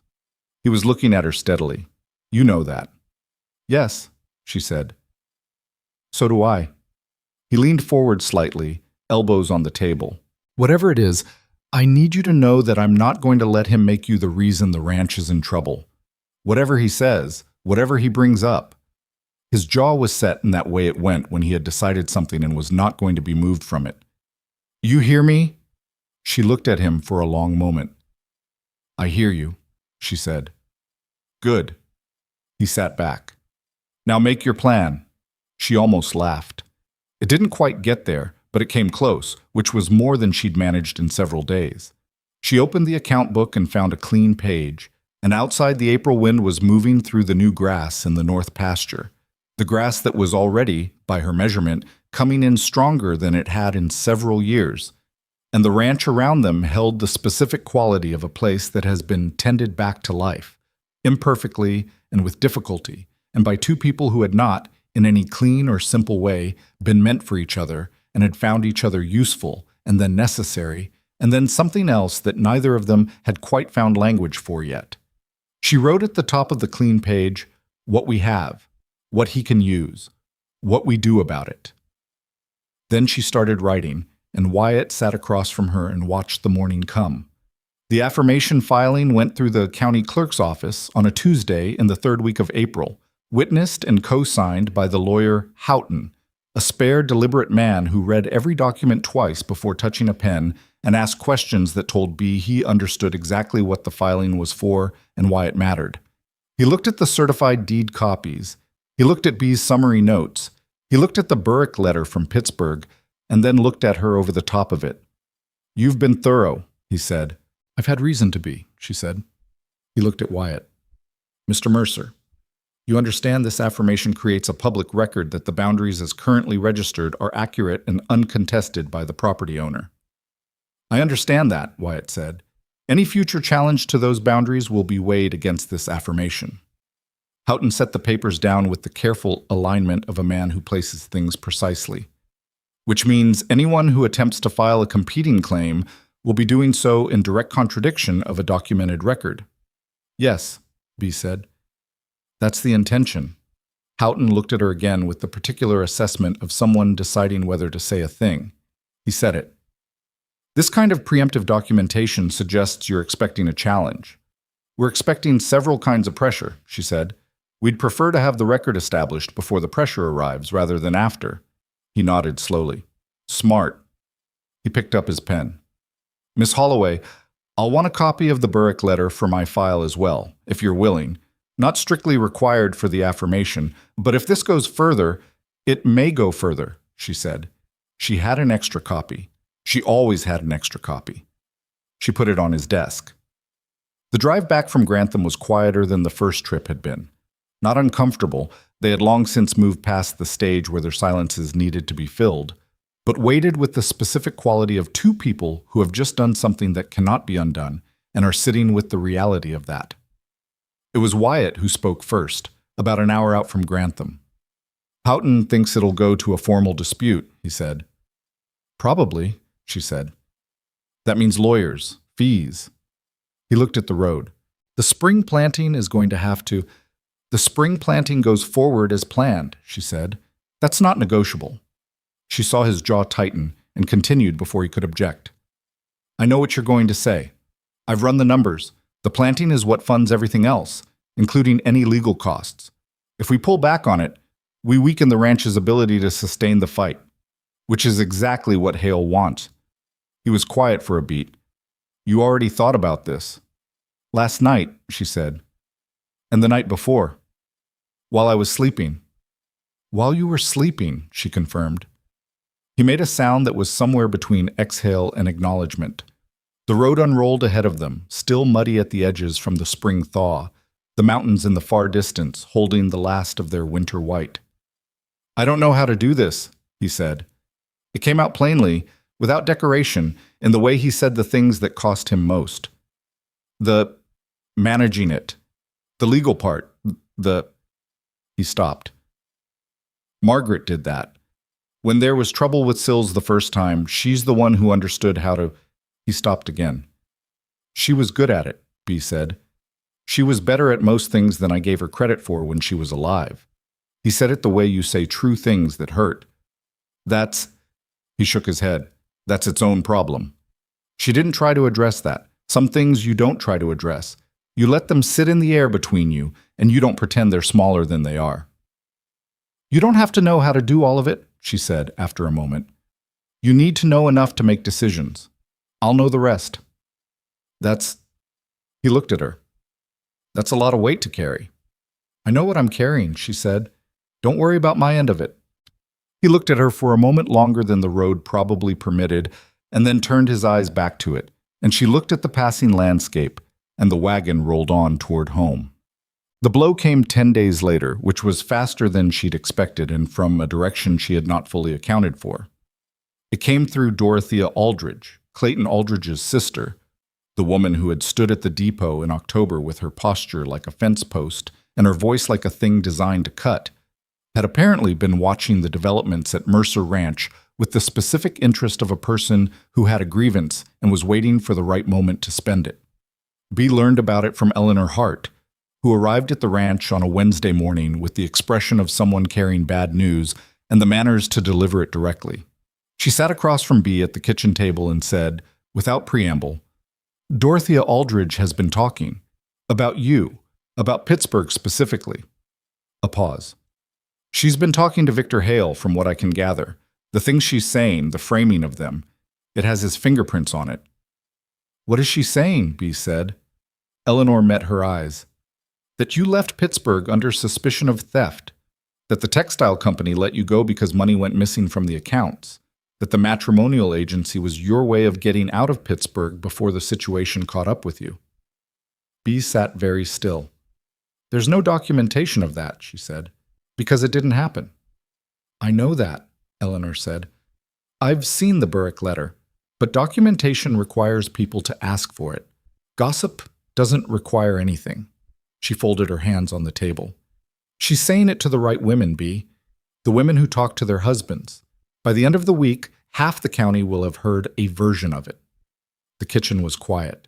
Outside, one of the seasonal hands, the young man Agnes had recommended, whose name was Pete, and who had turned out to be reliable in the specific way of someone who needs to prove something, was working in the yard. She could hear the rhythm of his work. She thought about Dorothea Aldridge, whom she had met for 11 minutes in October. She thought about the look on Dorothea's face at the depot. Not just disdain, but something more specific, the particular expression of a woman who has organized her life around certain ideas about how people are supposed to look and behave, and who experiences contradiction of those ideas as a personal affront. She thought about Victor Hale, who had been in this town since October and had spent all these months building towards something, and had apparently decided the time was now. "All right," she said. Eleanor looked at her. "That's all you have to say?" "It's all I have right now," Bea said. "Let me think." Eleanor stayed. She had brought bread. She often brought food now, which was its own kind of statement about where her allegiances had settled, and she sat with her coffee while Bea sat with hers, and the morning moved around them. Bea was thinking about Hale, about the shape of what he was doing. He had tried the boundary question directly and found it documented. He had tried the association and found Hart pushing back. He had the Aldridge connection now through Dorothea, and Dorothea had the specific power of a woman of social standing, making accusations that were structured just vaguely enough to be difficult to disprove directly. You couldn't file an affirmation against gossip the way you could file one against a boundary dispute. He was good at this. She had always known he was good at this. The question was what he was actually after, beyond the property. Because she had been thinking about his investment in this particular fight, the months he'd spent on it, the number of people he'd cultivated, the careful escalation of it. And it seemed like a great deal of effort for 1/4 section of land with water access, unless there was something else. "Eleanor," she said, "does your husband know anything about Victor Hale's business interests beyond what he's said here? Who he represents? Who funds his acquisitions?" Eleanor thought. "Thomas mentioned someone. A company, Eastern Investment," he said, "land speculation. They acquire water rights in territories they believe will develop, and then—" She paused. "Thomas said Hale was their local operator. He finds the properties and manages the pressure." There it was. It wasn't just the spring. It was the whole water table question in a county that had been dry 3 of the last 4 years. Someone back east had decided that Dust Fall County was going to matter in 10 years and had sent Hale to acquire the water access before anyone local understood what they were sitting on. "He's not working alone," Bea said. "No," Eleanor said. "He has backing." "Then the fight is bigger than I thought." She said it quietly, not in panic, but in the way you acknowledge a recalibration. The boundary dispute was just the entry point. If he can't get the land through that, he'll try to discredit the operation enough that Wyatt can't get credit or support for the ranch. Make it fail financially, then buy it from someone who has no choice. Eleanor was watching her. "What do you do with that?" "I make sure the operation doesn't fail," Bea said, "and I make the backing visible." She looked at Eleanor directly. "Is there anyone in this county who would know how to find out who the Eastern Company is? Who's behind it?" Eleanor thought. "Houghton might. He does land work across 3 counties. If this company has been acquiring elsewhere, he'd have seen the paperwork, B said. She was already standing. She wrote to Houghton that afternoon and had the letter on the evening stage out of Dustfall. Wyatt came in from the planting work. Pete and Dora Finch's son, whose name was Cal, had started on the North Pasture rotation that week, and Wyatt had been working alongside them, to find her at the table with the account book and a new set of notes. She told him what Eleanor had told her. He listened the way he listened now, without interrupting, turning it over. "Dorothea Aldridge," he said when she finished. "I didn't see that." "I should have," she said. "Hale spent 3 days in town before he came out here in October. He had time to find everyone who already had a reason to dislike me. She was the obvious person." "You can't have planned for every person who doesn't like you," he said. "I can try," she said. He looked at her. "That's not a sustainable way to live." "No," she said. "It isn't." She said it simply, without self-pity, as a plain fact. "But it's what I've got right now, so let's work with it." He sat down. He had the look of someone who has spent all day doing physical work and has come inside to find the other kind of work waiting for him and has made the decision to do that too. "The Pittsburgh lie," he said. "The theft accusation. We need to counter it." "Burrick's letter counters it," she said. "But only for people who read it. We need people to read it." "The association meeting is in 2 weeks," Wyatt said. "Before that, I'm going to go see Ned Calloway and Jim Pryor individually. They're the ones in that room whose opinions move other opinions." He said it with the resolved quality of someone who has decided to do the thing he doesn't want to do. "I'll bring the letter." "And say what?" "I'll say that someone is making accusations about the woman who manages this ranch's accounts, that the accusations are false, and that I have documentation." He looked at her. "And I'll say that the accounts of this ranch have been the most honestly kept they've been in 4 years, which is true, and I can demonstrate it." She looked at him. "That's good," she said. "That's exactly right." "I've been paying attention," he said. Dry, not quite a joke. She almost smiled. "I noticed." Bad. The confrontation she had been waiting for happened on a Friday afternoon in the first week of May, and it happened in public, which she had not planned for, but which she later understood was exactly where it needed to happen. She had come into town for the weekly supply run. Pete drove the wagon. She was making an effort to be seen in town regularly, to be a known and ordinary presence rather than a subject of speculation. And she was coming out of Potts's general store when she encountered Dorothea Aldridge on the boardwalk. Not accidentally. The specific placement of it, Dorothea positioned near the store entrance, 2 other women beside her, the timing, had the quality of something arranged. Dorothea looked at her the way she had looked at her in October, with the addition of 6 months of accumulated reasons to think herself justified. "Miss Holloway," she said. Around them, the ordinary traffic of the boardwalk slowed in the way it slows when something is about to happen. "Miss Aldridge," B said. "I've heard you've been telling people in this county that you're something of an expert in financial management," Dorothea said. Her voice was pleasant in the surface way, the tone of a woman who has rehearsed something and is delivering it as though she hasn't. "Given your history in Pittsburgh, I find that surprising." B stopped walking. She had 2 choices in this moment, and she understood both of them completely clearly. The first was to keep moving, to absorb the blow and deal with it later through documentation and letters and the slow, grinding work of counter-narrative. It was the choice she had always made before. It was the choice that had cost her something every time she made it. The second choice was to stand still. She stood still. "My history in Pittsburgh," she said, clearly enough that the people around them could hear it without straining. "You mean my 3 years keeping accounts for Brower Textiles, during which the books were audited twice and found correct in every particular?" She held Dorothea's gaze without blinking.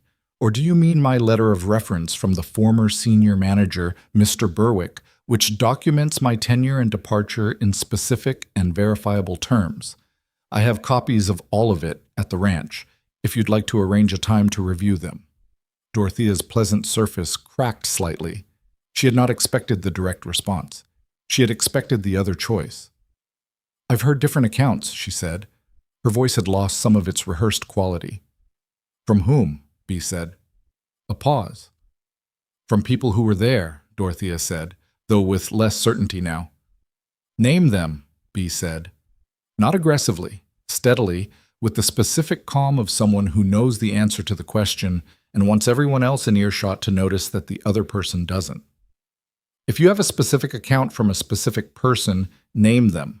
I'll write to them for documentation, the same way I've documented everything else. The boardwalk was quiet around them in the way that public spaces go quiet, when something real is happening. Dorothea looked at her. 2 spots of color had appeared high on her cheeks. You have a great deal of nerve, she said. It was the same thing she'd said in October. It had the same quality of landing differently than intended. I have documentation, B said. That's not the same thing as nerve. It's just paperwork. She looked at Dorothea for another moment. Not with contempt, not with triumph, with the level regard of someone who has finally decided to take up exactly as much space as she occupies. If you'd like to have a genuine conversation about any of this, I'm available. Otherwise, I have supplies to load. She walked past her. She loaded the wagon with Pete's help, and she did not look back at the boardwalk, and her hands were shaking, and she let them shake because there was no one watching them. What she had not anticipated was that Agnes Plym had been across the street and had seen all of it. Agnes appeared at the ranch the following morning with the particular expression of someone who has been waiting to say something and has decided the time is now. She sat down at the kitchen table. Wyatt was out. It was just the 2 of them. Half the town is talking about what happened on the boardwalk yesterday, Agnes said. Bea poured the coffee. I was expecting that. They're not talking about it the way you might fear, Agnes said. Or not entirely. She wrapped her hands around the cup. The women who were standing there, 2 of them came to my niece's house last night. They wanted to know about the Burrick letter. Bea looked up. They'd heard Dorothea's version of events, Agnes said. And then they watched you stand there and say, name them, show me the documentation. And they found it. They said they found it surprising, that you had an answer like that ready, that you didn't... She paused. That you didn't fall apart. I've had a lot of practice not falling apart, Bea said. I know, Agnes said quietly. But they don't. They've been watching you since October, and what they've seen is... She tilted her head slightly. A woman who doesn't behave the way they expected someone in your position to behave, and that is making some of them reconsider things. Bea sat down. I can bring them the letter, Agnes said, individually or in a group, however you prefer. They're not the most powerful people in this county, but they're connected to people who are, in the way that women are connected to things, indirectly but meaningfully. Bea thought about this. About the specific way social machinery worked in a town like Dustfall, not through formal channels but through the conversations women had with each other, and then with their husbands and brothers, and the men who ran things, the long invisible thread of influence that didn't appear in any official record but shaped how decisions got made. Hale understood this machinery. He had been using it. She could use it too. Set up the meeting, she said, at your niece's, a week from today. She looked at Agnes. And tell them to bring their questions. I'd rather answer them directly than have them answered for me by someone with an interest in the answers. Agnes nodded with the satisfied expression of someone who has been waiting for a student to arrive at the right conclusion. I'll send word today. What? Houghton's letter arrived 4 days later. She read it at the kitchen table on a Thursday morning while Wyatt was outside with Pete and Cal, the 3 of them working the north pasture in the specific rhythm she'd been watching develop over the weeks. Not effortless, there was nothing effortless about it, but functional, increasingly coordinated, the rhythm of people learning to work together. Houghton had found the Eastern Company. It was called Meridian Land and Water Holdings, incorporated in Philadelphia, with operations in 3 territories. He had included a list of properties they had acquired in the previous 4 years, all of them with water access, all of them in counties that had experienced 2 or more dry years in the preceding decade. The pattern was unmistakable when you saw it laid out. She was still reading when Wyatt came in for the mid-morning coffee. He looked at her face and came to the table without stopping to hang up his coat. She gave him the letter. He read it. He sat down while he was reading, which he didn't usually do. Philadelphia, he said. Yes. This is bigger than hail. Yes, she said. But hail is the only part of it we can touch directly. If we can document what Hale has been doing here, the false land office claim, the boundary manipulation, the coordinated pressure campaign through Sills and Aldridge, and connect it to Meridian's pattern of acquisition, Houghton thinks there's a case for the Territorial Land Commission. Wyatt looked up. The Territorial Commission? That's a long process, she said. Months, possibly more. But it creates a formal record that makes Meridian's operation in this county extremely visible and difficult to continue. She looked at him. And it takes the fight off this ranch specifically and puts it in a larger context. We become the people who documented a pattern, not just two people with a boundary dispute. He was quiet for a moment. We'd have to file a complaint, he said. Formally. Yes. With our names on it. Yes. He looked at the letter. He looked at the window and the pasture beyond it, and the two men working in it, and the fence lines that were straight now, and the grass that was coming in stronger than it had in years. All right, he said. But this time when he said it, she heard something different in it. Not just agreement, not just the acceptance of the necessary hard thing, something that had been building in him since October, since the day he'd offered her work instead of pity on a train platform bench, since the early morning hours at the kitchen table with the lamp between them and the ledger open and the cold coming in through the cracks that she had not yet gotten around to sealing. She heard, in those two words, a man who had decided to be present for whatever came next. I'll write to Houghton today, she said. I'll take it to the stage myself, he said. She nodded. She began to draft the letter. He stayed at the table. After a moment, she heard the sound of the account book being pulled from the shelf.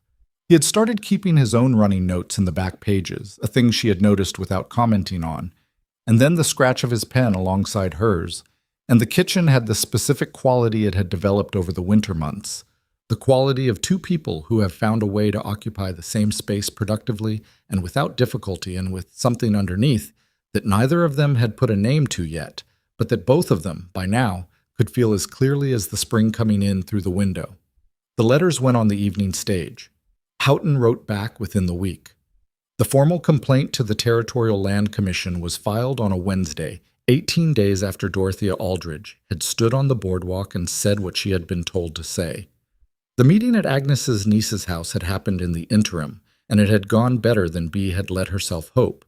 7 women, various ages and connections, and degrees of prior skepticism, who had come to hear her account and had heard it and had asked the questions she'd promised to answer directly, and had left with copies of the Burrick letter and the affirmation filing and a clear understanding of what Victor Hale had actually been doing in Dustfall since October. Eleanor Hart had been there. Agnes had been there. Even Dora Finch, who had come because her son Cal was working the Mercer Ranch and she had decided she wanted to know who she had sent her son to work for, had been there and had left with the particular expression of a woman who has recalibrated an opinion. None of it was clean. None of it was finished. The Territorial Commission process was slow and uncertain and expensive in the ways that formal processes always were. Hale was still in the county, still quiet in the particular way of a man who is waiting to see what a changed situation offers. But something had shifted in Dustfall in the 3 weeks since the boardwalk confrontation. Bea felt it in the way people looked at her in town. Not the pointed avoidance of October, not the overt judgment of the winter months, but something more complicated and more honest. The look of people adjusting their understanding of something they thought they already knew. She was not naive about it. Some of them would never adjust. Some of them had too much invested in the version of her that suited their existing frameworks. But enough of them were looking differently to matter, and in a county of this size, enough was sufficient. She was thinking about all of this on the evening the formal commission confirmation arrived. The letter from the territorial office, acknowledging receipt of the complaint and assigning it a case number, which was a small thing and a large thing simultaneously, the way that official documentation always was. Wyatt read the letter. He set it down on the table. He looked at her for a long moment. "You did this," he said. "We did this," she said. "Bea." He said her name the way he'd been saying it since winter, with a weight to it she had stopped pretending she didn't notice. I need to say something, and I need you to not redirect me to the next practical thing. She looked at him. When you came here, he said, I told myself I was offering work because it was practical, because I needed help and you needed a position. He looked at his hands, then back at her. That was true. It was not everything that was true. She did not move. I don't know exactly when it changed, he said, or if it changed, or if it was always something else underneath, but He stopped. He was not a man who had words ready for this kind of thing, which she had always known and which she found, now, something close to tender.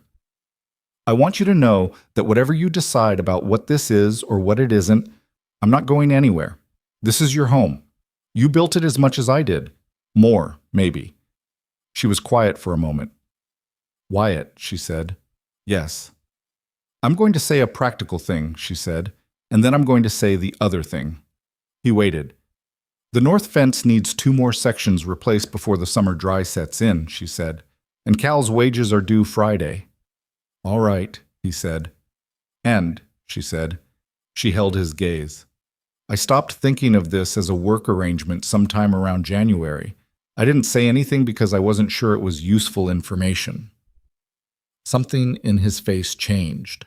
Not dramatically. Nothing with Wyatt was ever dramatic, but a shift that she recognized as significant because she had learned to read his face the way she had learned to read the ranch's ledger, by paying close and patient attention.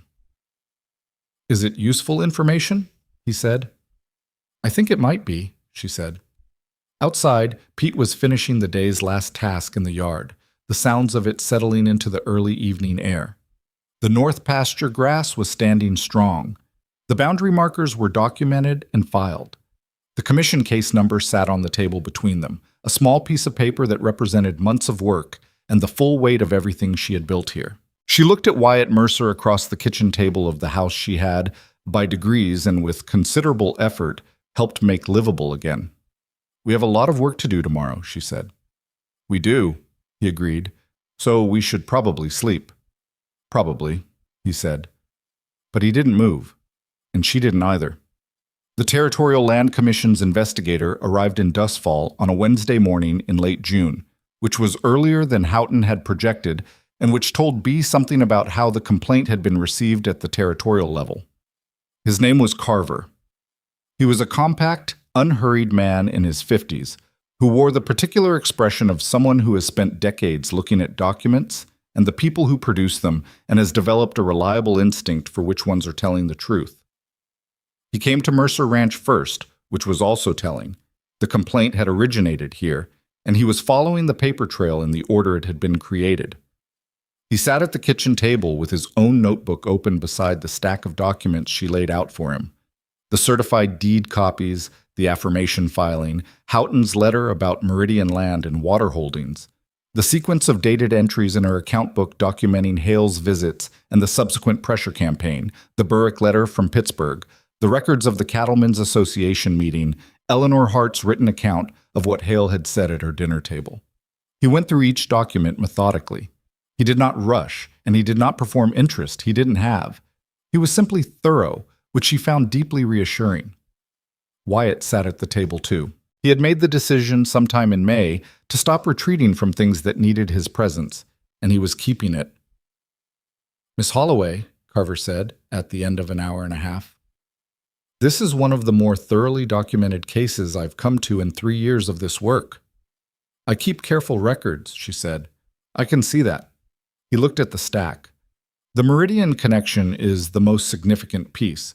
We've had 2 other complaints in the territory that mention the same company, though without this level of supporting documentation. He tapped the Houghton letter. This is the thread that connects them. That was the intention, she said. He looked at her over his notebook. You knew that when you filed. I knew that Hale wasn't working alone and that his operation here was part of a pattern, she said. I thought it was better to make the pattern visible than to fight only the piece of it that was pointed at us. Carver made a note.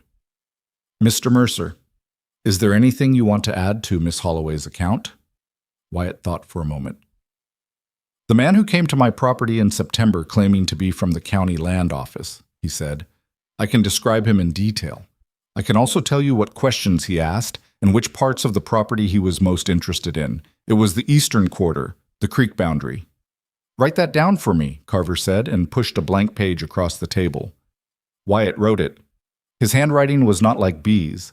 Hers was neat and consistent, the handwriting of someone who had learned early that legibility was a form of argument. His was angular and less regular, the handwriting of a man who had other skills. But it was clear and specific, and Carver read it and added it to the file. They gave him the afternoon. He rode into town and spoke to Agnes and Eleanor Hart and Houghton, who had made the trip from Grantham specifically to be available. He spoke to Ordell at the county clerk's office and spent 2 hours with the original deed records. He came back to the ranch at supper time and ate with them, which was not what Bee had expected. He had the careful, professional distance of a man who does not usually accept personal hospitality during an investigation. But he sat down and ate and said, at the end of it, "I'm going to recommend a full commission review of Meridian's activities in this territory. The eastern boundary of this property will be formally reaffirmed as part of that review." He looked at his plate and then at her. "It won't happen quickly, but it will happen." "How long?" Wyatt said. 4 months, maybe 5. He looked up.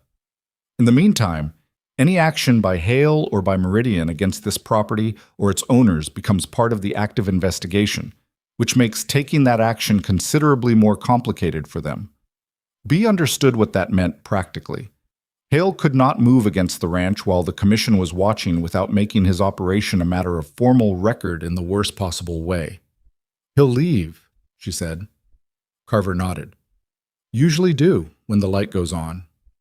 After he left, she and Wyatt sat on the porch in the June evening. The air had the specific quality of early summer on the high plain, warm at the surface and cool underneath it. The smell of the grass that had come in strong in the north pasture and was standing now in the long light like a thing that had decided to stay. "It's not over," she said. "Not a complaint, just accuracy." "No," he agreed. "The commission process will take months. Hale might try something before he goes." "He might." Wyatt stretched his legs out. He had the posture of a man who is tired in the physical way of someone who has been working hard at real things, and it was a different kind of tired than the one he'd been carrying when she arrived. That one had been the exhaustion of a man hollowing out.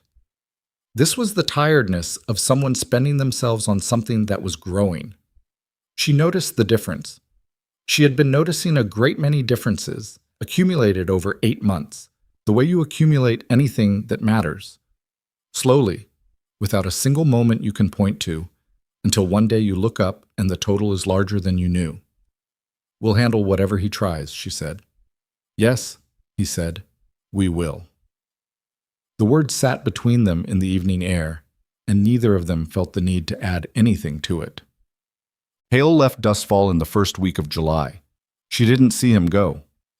Agnes told her, Agnes, who had turned out to be the most reliable intelligence network in Dustfall County, a fact that would have been surprising if Bee hadn't spent enough time with her to understand that a retired school teacher with 40 years of watching human behavior and a genuine interest in other people was exactly the kind of person who always knew what was happening and why.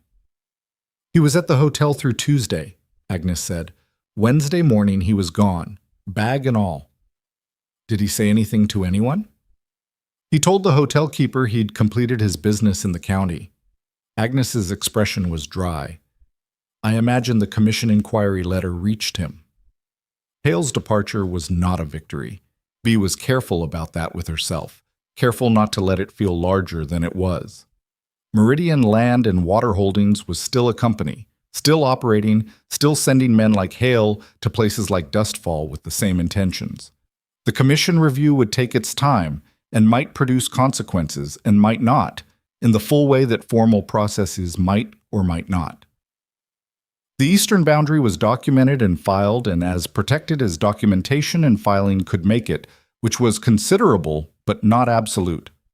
What she could say, with accuracy, was that the ranch had not been taken. The water access was intact. The spring planting had come in, not perfectly. There had been a late dry spell in June that had cost them some of the yield on the south section, but enough, more than enough for what she'd projected. Pete and Cal had worked through the season reliably, and there was the question of whether they'd stay on for the fall work, which she had been quietly building toward without making it an explicit conversation yet. What she could also say was that something had changed in the town, in the specific incremental way that things change in small communities. Not all at once, not dramatically, but in the accumulation of small redirections. The women who had come to Agnes's niece's house in April had talked to other women. Eleanor Hart's husband Thomas had said things at the Cattlemen's Association that had shifted how certain men in that room thought about certain questions. Even Garrett Sills, whose involvement with Hale had been opportunistic rather than committed, she had understood this from early on, that Sills was a man who followed advantage rather than principle, which made him usable by someone like Hale, but also redirectable when the advantage shifted, had been notably quiet since the commission inquiry began. None of that was resolution, exactly. It was more like the beginning of a different kind of situation, which was, she had learned, usually the best you could hope for. Resolution was for stories. Real life gave you improved situations and the ongoing work of maintaining them. The conversation she had been expecting with Wyatt happened on a Sunday evening in August, which was a full 10 months after she had arrived in Dustfall, on a train with a bag that held everything she owned and 73 cents in her pocket. The summer had been good to the ranch in the particular way of a place that has been properly prepared. Not easy, nothing in Wyoming was easy, but productive, the work yielding in proportion to the effort put into it, which was all you could ask from land. They were sitting at the kitchen table after supper, the account books open between them, the August heat making the evening slow and particular. She was calculating the fall supply needs. He was going over the fence inventory for the section they were planning to repair in September. He put down his pencil. "I want to ask you something," he said. She kept her eyes on her column of figures. "Ask."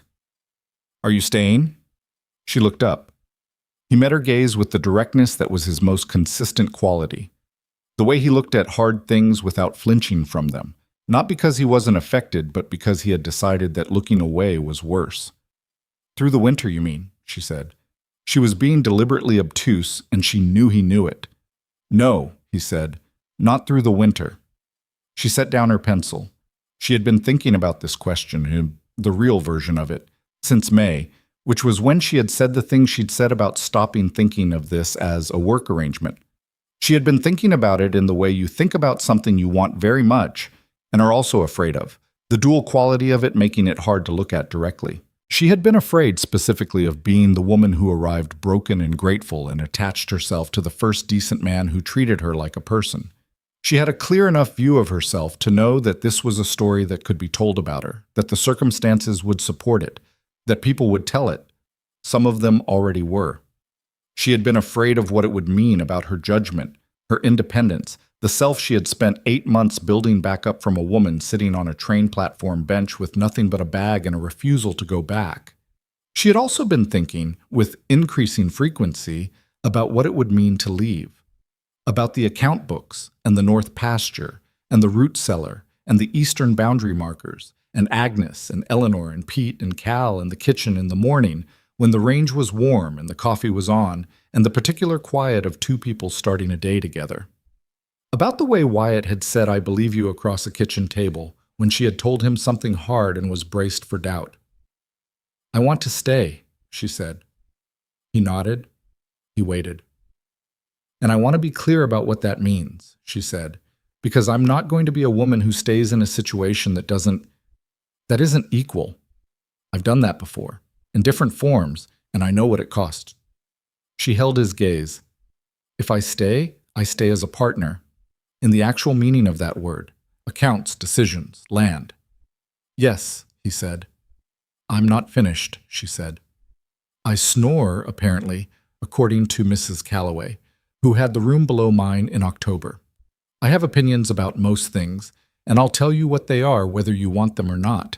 I'm better at planning than I am at letting things be, and sometimes that's a problem." She paused. I'm not the woman people expected you to end up with. I know what this town has said, and I know what some of them still think, and that won't disappear." I know, he said. I'm not asking you to not care about it, she said. I'm asking you to care about other things more. He was quiet for a moment. Outside, the August evening was deepening, the first star visible in the western sky, the land around the ranch settling into its nighttime sounds. When Margaret died, he said, I stopped. I stopped being able to see the ranch as something that was going somewhere. It was just something I was keeping, just holding it in place. He looked at his hands on the table, the hands of a man who had worked in the same dirt for 20 years. You came here, and you could see it. You could see what it was and what it could be, and you went toward it, even when it was difficult, even when the town was... He stopped. I've been watching you do that for 10 months. I know what that's worth. I know what you're worth. He looked at her.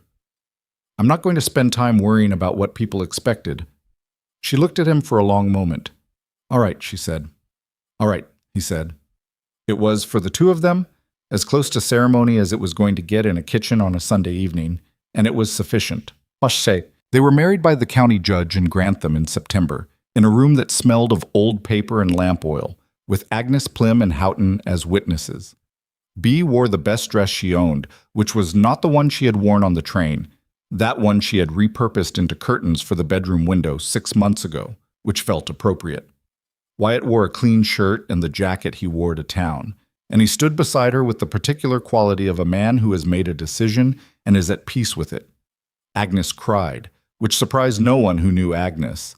The ceremony was short and plain, and she meant every word of it. The drive back to the ranch afterward was quiet in the way of people who have completed something significant and are sitting inside the new reality of it. The September light was long and golden, the specific light of the high plain in late summer, and the mountains were clear on the western horizon. Strange day, Wyatt said. Good strange, she said. Yes, he agreed. Good strange. The Territorial Commission issued its final report in November. Meridian Land and Water Holdings was cited for fraudulent land assessment practices across 4 counties in the territory. Victor Hale was named as a material agent in 3 of the 4 cases. The eastern boundary of Mercer Ranch was formally reaffirmed in the commission record, with a notation that the previous ambiguity had been the result of deliberate misrepresentation by a third party. Houghton wrote to them with the news. Bea read the letter twice at the kitchen table and then set it in the file where she kept the copies of everything, the record of the year, and put the file back on the shelf where she kept it. Wyatt looked at her from across the kitchen. Is it enough? He asked. She thought about that for a moment. About Hale, who was somewhere else now, doing what he did, probably not changed in any significant way by what had happened in Dustfall County. About Meridian, which was cited and fined, and would likely reorganize under a different name within a year. About the fact that documentation and legal process were not the same thing as justice in its full meaning, were only the available approximation of it, which was frustrating and also real, and also, she had come to understand, still worth fighting for precisely because the alternative was not fighting at all. For now, she said. Yes. He nodded. He reached across the table and put his hand over hers, briefly, the way he did things. Without drama, without announcement, with the simple certainty of a man who has made peace with what he wants. The winter that year was hard in the honest way of Wyoming winters, which is to say it asked everything of them and gave back a landscape of extraordinary severity and occasional beauty.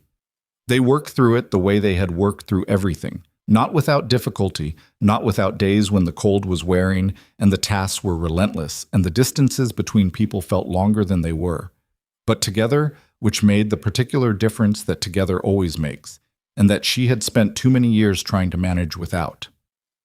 Pete stayed on through the winter, which had been the quiet goal she'd been building toward since August. Cal came back in the spring for the second season's planting, which she took as evidence that the arrangement was working for more than just the 2 people at the center of it. The spring planting of the second year exceeded the projections of the first. The north pasture rotation that Margaret had noted in the margins of her ledger, which Bea had followed carefully, had done what Margaret had understood it would do. Rested the soil and allowed it to come back stronger. She noted this in her own ledger with the particular satisfaction of someone who has trusted another woman's knowledge and been proven right to trust it. She thought about Margaret sometimes, in the way you think about someone you never met but feel you know through their records and their handwriting and the decisions they made that you have inherited.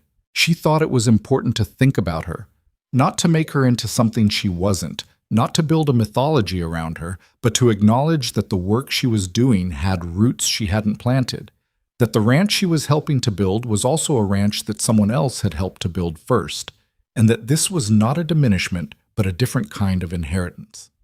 She had not replaced Margaret. She had not been meant to. She was something else. Herself, specifically, Beatrice Holloway Mercer, who had arrived in this county with a bag and 73 cents and a refusal to leave, and had built something that bore her own marks alongside everyone else's.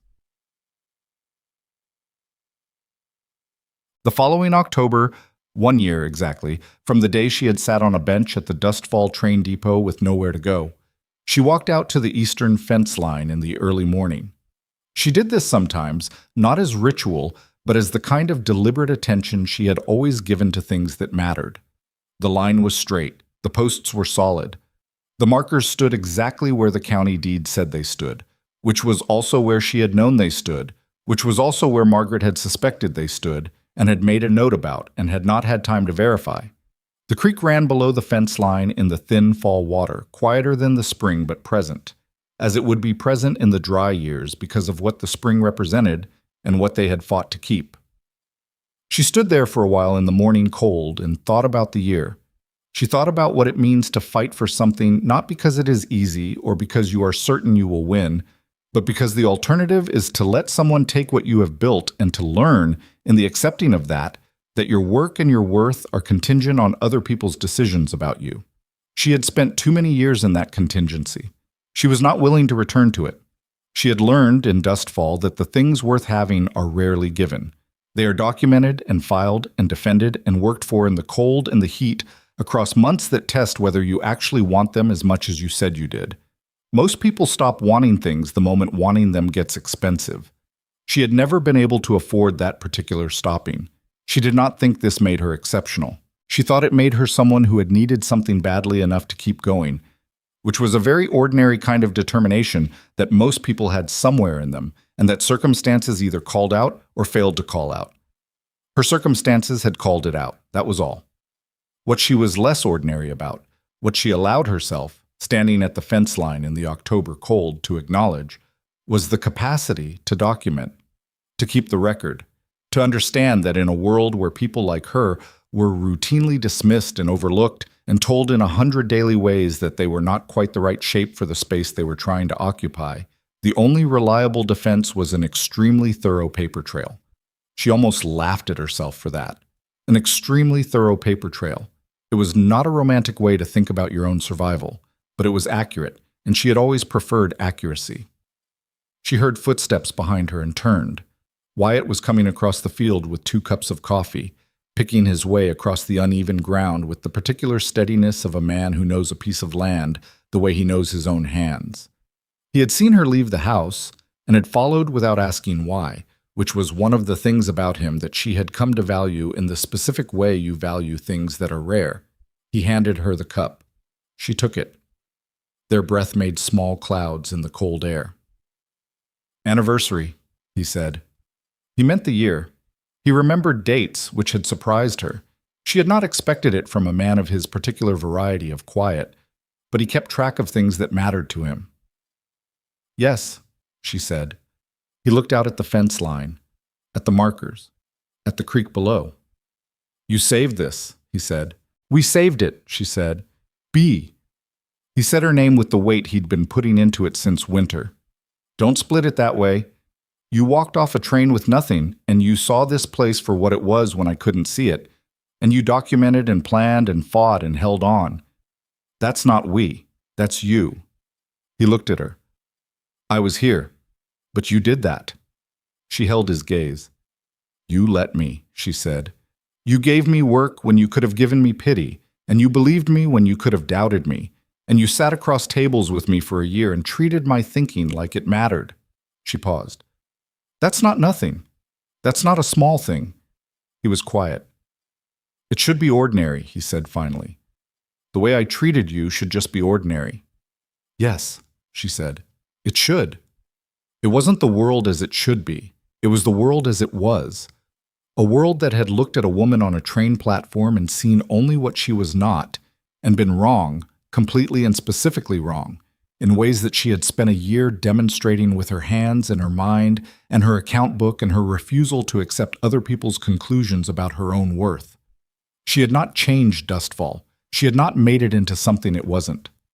Some of the people who had judged her in October still judged her, in quieter ways. Garrett Sills still had the grazing dispute and would probably always have it. Dorothea Aldridge had not apologized and likely never would. What had changed was smaller and more durable than a changed town. What had changed was that the ranch was standing, the boundary was documented, the work was real and recorded and continued. She was here, which was the thing she had decided on the train platform and had not, despite considerable pressure, undone. You spend enough years being told you are too much and not enough simultaneously, and one of two things happens. You start to believe it, or you develop a very specific and unshakable understanding of what you actually are. She had arrived at that understanding the hard way, over 27 years, and she was not going to let a man in a brown coat or a woman with a fence post posture take it from her now. The frontier had not made her strong. She had come here already strong. She had not known it in the way you know things you've been told. She had known it in the way of things you discover by surviving what tries to take them from you. The frontier had simply been the place where she stopped having the option of pretending otherwise. She drank her coffee. Beside her, Wyatt drank his, and the October light was coming up over the eastern ridge in the long amber way of High Plains mornings, and the fence line held, and the creek ran in its documented course, and the land around them was alive with the evidence of a year's careful work. Not perfect. Never that. The south section needed attention before the winter. There was a question about the lumber cost for the barn repair that she hadn't resolved yet. Pete had mentioned something about his mother in Cheyenne that might mean he'd need time, and she was already thinking about how to manage the work schedule if that happened. There was always the next thing. That was the nature of it. There was always the next problem, the next season, the next fence section that needed replacing. You did not arrive at a point where the work was done and you could rest inside the completion of it. You just kept going, with better resources and better company and a clearer sense of who you were and what you were building, and you kept the records, and you held the line. She had learned that you do not need to be what anyone expected. You do not need to be small or quiet or grateful for the crumbs of ordinary decency. You do not need to leave the room when someone tries to make you feel like you shouldn't be in it. You stay. You document. You do the next practical thing. And sometimes, if you are fortunate in the specific and uncelebrated way of ordinary good fortune, you find someone willing to stand beside you in a cold field on an October morning and drink bad coffee and say nothing and mean everything, and that is enough. That is, in fact, more than enough. It is the whole thing.